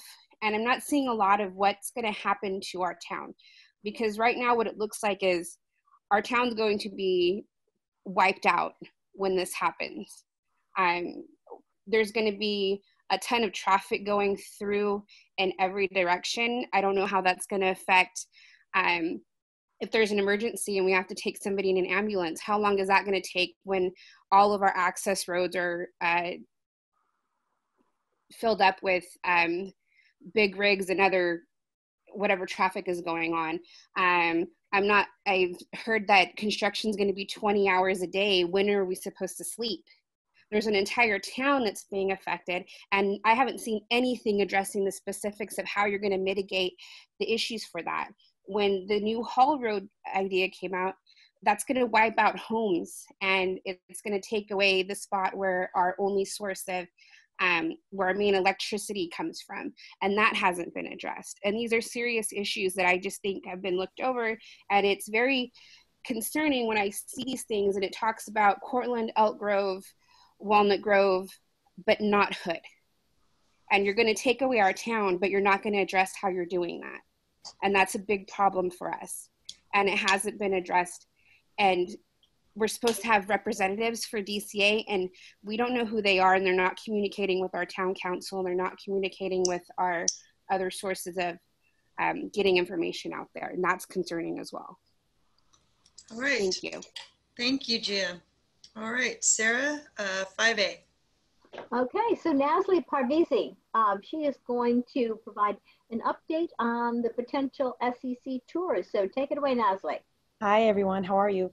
I am, first of all, going to start this with an apology because I sound like a broken record, because last month I said the tour will be ready in 2 weeks. So I want to, based on what you saw Graham present, you've seen how we've moved some of the boundaries and shifted some things. So every time we do that, it obviously changes the tour. We want the tour to be as close to, well, I won't say as close to perfect. Catherine says she doesn't expect perfect, but she expects 98%, which is pretty good. So the map books that you all got are the new footprints, and now we are making sure that the tour reflects that. So the two are consistent, that you can use them. So that said, I'm hoping in 2 weeks that will all be completed. They now have all the new graphics. Now we have to incorporate it into the tour. As for the T-Screen tours, thanks to everyone who responded. We're going to set Friday, August 7th as the date of the T-Screen tours. Just so you know, and we're going to have to cap it. If there's anyone who didn't respond to me, you are more than free to. But if the numbers get big, we will need to cap it. But right now it's a good number. I will email everyone who RSVP'd. I'm working with the T-Screen, the owner of the plant, who's very graciously agreed to essentially shut down the plant that day and send all of his workers home.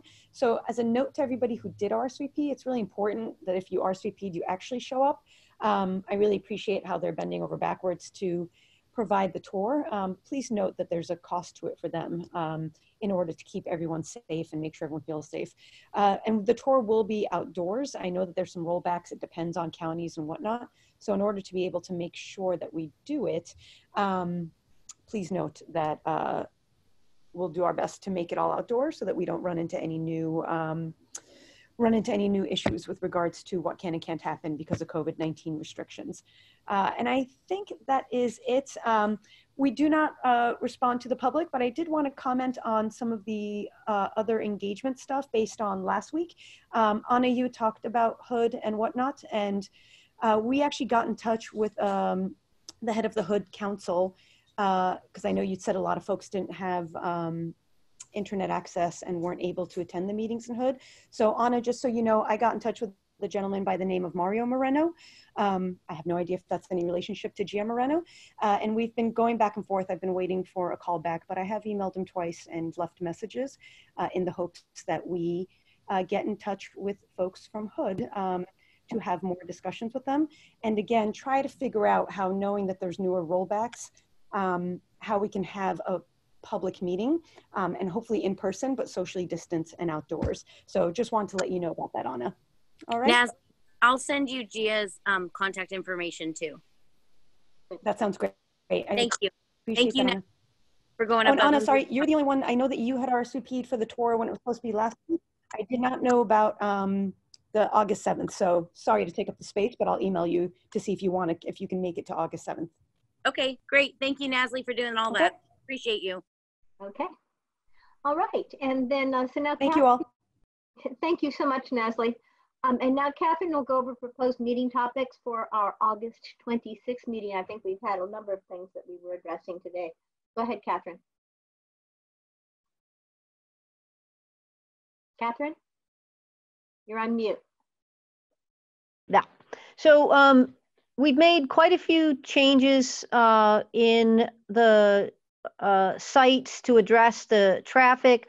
One of the things that we did is if you recall from Don Hubbard's presentation, there were lots of spikes in some of the histograms for sites. So we've been working hard on figuring out ways to reduce those spikes and overall reduce traffic. So in the next meeting, we want to go through the histograms that we showed you previously, and then the new histogram that reflects changes in the design, and we'll highlight some of the changes that we made at the sites in order to accommodate that.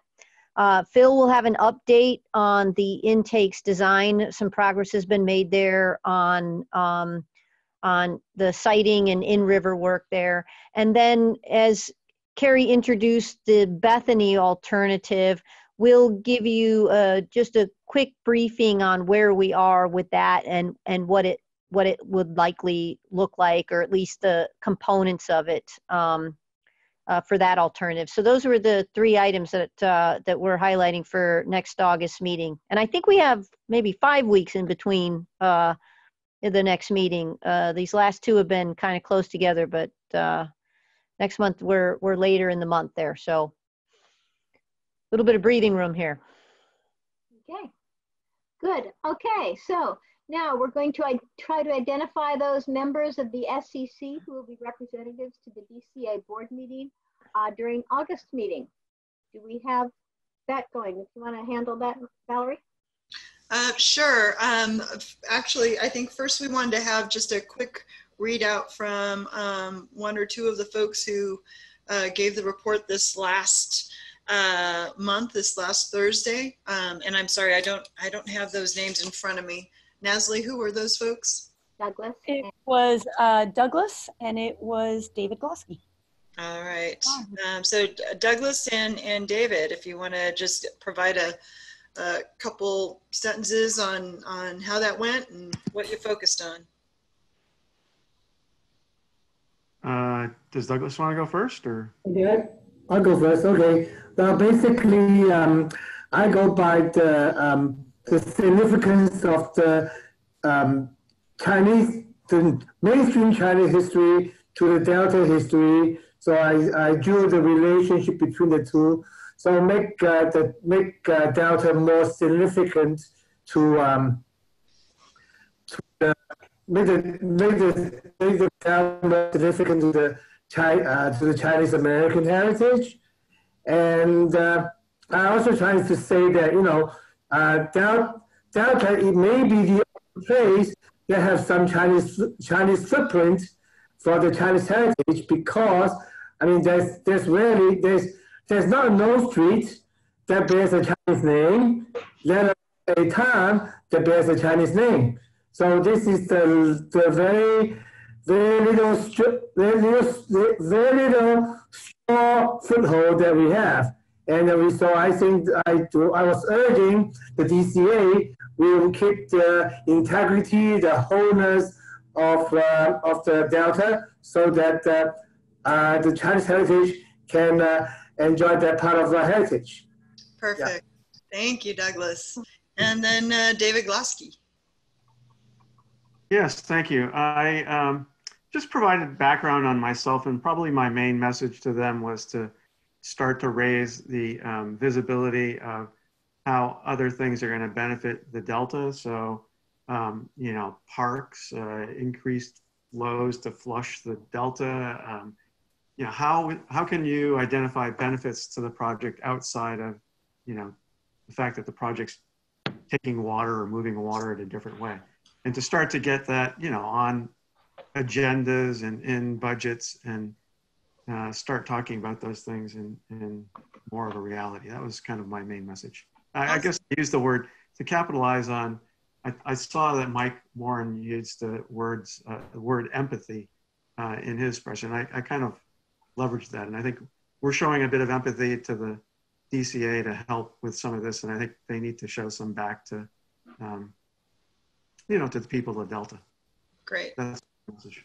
Mm-hmm. Well, thank you. All right, so we need, you know, 2 or 3 representatives for the next meeting.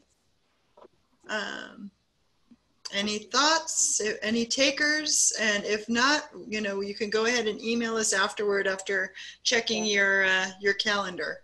Feel free to email me. You know, we don't want to voluntold anybody to come and speak. It's totally up to you, but if you haven't, I'll go through the list of who's spoken and who hasn't, and just see if I can get some takers. All right, awesome. So we'll do that. We'll do that offline afterward. Sounds great. All right. Go ahead. Oh, I think now it's time for public comment, and we don't. Yes. Oh, we don't have any for 5 for item 5, but we do have the non-agendized items. Okay, then let's get on to, for SEC members, you provide information about outreach or questions raised related to the proposed project, and any other items you feel you haven't been able to bring up during this meeting. So I'll ask you to provide us some feedback regarding some items regarding this process that are working, and some items that we can make adjustments to accommodate your outreach to your communities. If there's anything you need or anything you'd like to address, please do so now. Okay, we have 3 hands up with Lindsay, Anna, and Douglas. Lindsay, go ahead. 2 things. One, Farm Bureau has started a newsletter to all of our Delta members to go out that's going to include presentations that are presented here, and trying to really just make sure this information gets in the hands of the actual Delta residents. So very targeted email listserv. We actually sent out mailed letters to update email addresses and do that to try to really build that email list up and make sure we have valid addresses. And I've received a lot of feedback and a lot of you know, positive outreach in working and making sure that we get this information in the hands of those Delta Ag residents and really focusing on that. So just one piece of outreach. And then also one comment, just wanted to bring to the DCA's attention. I've been working with a local FFA chapter, Elk Grove FFA. They chose their Ag Issues presentation to be on the Delta Tunnel. And what that program does is it really looks at all facets of the issue. So they simulated basically a scoping meeting, because they actually attended one of the scoping meetings, simulated that. They had a representative that somebody, they role played from Metropolitan Water, farmer, environmental concerns, and DWR, and really just kind of masked that and kind of mirrored what we were doing. Really appreciative of Catherine sitting down and talking with that group and hearing their presentation, talking with that group for over an hour. They were amazed and have watched this process unfold, and they actually just won the state championship. So it was a really good thing, and I think it was a great way for students to see a perspective of what we're doing here in kind of everyday lives and analyzing the argument from all sides. And I think they did a really good job, and just thank you, Catherine, for the time that you put in to that team. And I know they reached out to some of you other folks as well, but it was a very, I think, well done thing, and public, public perception in a different capacity. So just wanted to make that aware to the whole committee. Congratulations to the team. They were fantastic. Awesome. All right, Anna Swenson. So first off, I'd like to thank the DCA staff for their continued support. It's really great. I'm using my Verizon hotspot, so you can actually hear me without choppiness. So I'd like to thank you for that. I will comment that we still have a broadband issue here in the Delta, and that all the kids are going to be on remote learning and don't have internet, and that is still an issue. So if you ever want to do a project, the Delta would love for that to be solved. But anyways, I'd like to thank you for that. And then I just want to, it sounds like this will be a ongoing thing, but Hood is made up of about 40% Native Americans. So it's very important that we connect with that town. It's very important that they are heard. It's very important that they understand what this project is. And so I really appreciate Nasli for reaching out, and I'm really looking forward to that engagement. And I just want to thank you for going above and beyond it and making sure that they are also included in the process. So thank you. And my last question is, Nasli kept talking about rollbacks. Is that like a rollback in staff, or is that what does that mean by the word rollback? Is it the common COVID type of rollback, or what that is? So thank you again. Thank you. All right, Douglas Shia. Oh, you're muted. Douglas, yes. 2 points. Okay, number one, the Rotary Club of Warner Grove, our Zoom meeting since a month ago. So, and if any one of our DCA staffers would like to the Rotary Club of Warner Grove, you can use our Zoom meeting platform. Did you hear me? Hello? Yes, we heard you. Okay, all right. So, point number 2. Okay, some of the constituents, they are farmers in the Warner Grove, and they know that the DCA has already identified some boring tests in his property. So he's wondering that when is he going to be contacted regarding the boring tests. All right. All right. David Glasky, thank you for your comments. Douglas? Yeah. Yes, thank you. I'm still going back and scratching my head again with respect to the alternatives that we heard earlier. So in the meeting email that came out just before the meeting, there was an attachment with a list of 23 different alternatives, and I kind of don't know what went on. So we saw 4 alternatives talked about, and I think they are kind of differently distributed amongst the 23. I can kind of pick them out on the list. There were 4 talked about. One we're going to talk about again, which is the new one with the new storage location. And it looks to me like a couple of them were, I mean, maybe this is a little bit too much, but they were almost like dismissed out of hand. Like, oh, these were not going to deliver the environmental benefits, so we just eliminated it. And I guess I'd be expecting more of tables and numbers and why, here's what the current project's numbers are, and this is why this alternative is absolutely useless. And I guess, you can pick certain metrics that you want, environmental, you can put social, you can put financial, but to me, that's what I'm expecting in an analysis that I was, anticipating coming out of the CEQA process. And I think a lot of the constituents or people that I've talked with and encouraged to send in their comments to the CEQA process. You know, I was telling them, you know, when it goes in, they'll have to analyze them, they'll have to respond to them. And I think, you know, if it's of the level of response that I saw today, I would be very disappointed. Thank you.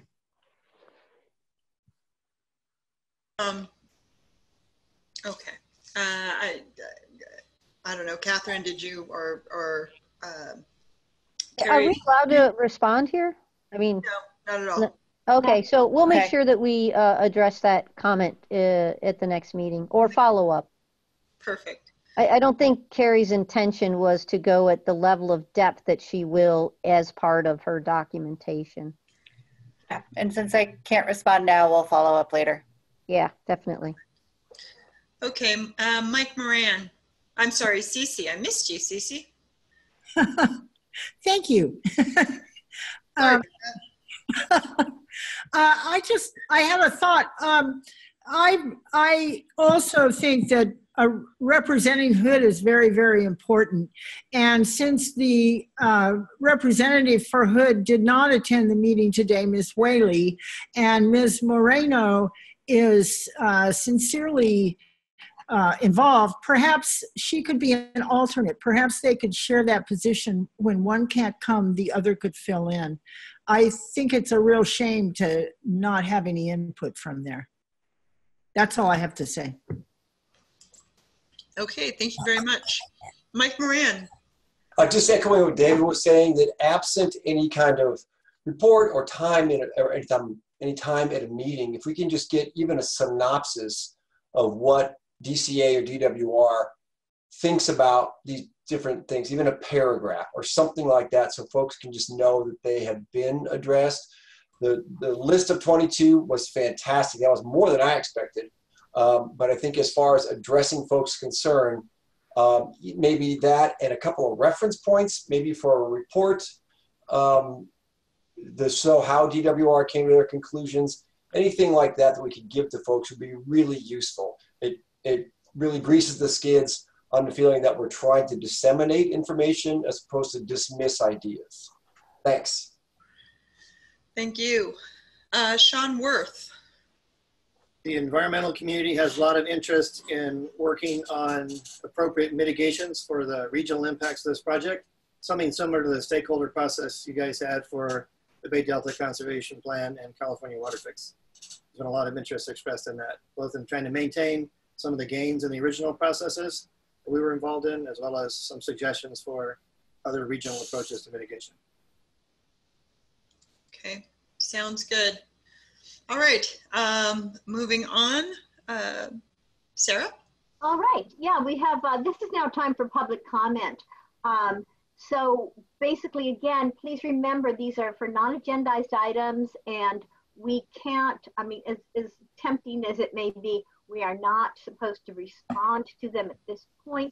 So, and you will have 3 minutes. So if you would please, Ms. Martinez, do you have public comments for us? Absolutely, we have 2. We have Deirdre Desjardins and Osha Meserve. Deirdre, go ahead. Yeah, California Water Research worked with a tunnel expert to do quite a bit of evaluation of the previous project, including a great deal of the information that's being presented. And I am sending letters now to the Stakeholder Engagement Committee members. I would like to note that you have absolutely no procedure in your meeting for providing any comments ahead of time. The PowerPoints aren't even provided ahead of time, so it's not possible to evaluate or send them. But I really object to taking a bunch of people who don't have an engineering background and not providing a way to even provide information to those people for use in their evaluation and recommendations. And I would like to request that you create such a process. Thank you. Thank you. All right, and Osha Meserve. Hi, can you hear me? Yes, ma'am. Yeah. Okay, great. Just a point of clarification. It didn't happen in this meeting, but I know at the Delta Conveyance Authority meeting and in some other venues regarding the 2017 drilling sites that DWR is planning to complete this month. There's 6 sites that were in the 2017 order. And I've heard it said by both Mr. Davis and Ms. Buckman in other venues that that the legal challenges to those, the ability of DWR to carry out that drilling has been resolved. That is not correct, and I would ask that everyone involved with this project do not say that, because there is pending litigation on behalf of both Sacramento County and San Joaquin County asserting that the counties have permitting authority over the well drilling because of impacts to groundwater and the fact that the drilling, both types of drilling, punches through the aquifer, and there are county requirements that the counties are required to have these requirements, and they apply to other drilling. And so I just think it's important to not misstate the fact that those cases are still pending. The Sacramento case is in the appellate court, and the San Joaquin case is still in the trial court. Thank you. Thank you. Thank you. All right. And with that, it's all you, Sarah. Okay. As a reminder, our next meeting is going to be August 26th, and I'm assuming we're going to be doing it just like this next time as well. And I want to thank you all for being here today, and please go on out there, wear your masks when you're in public with other people, and keep your distance and be safe.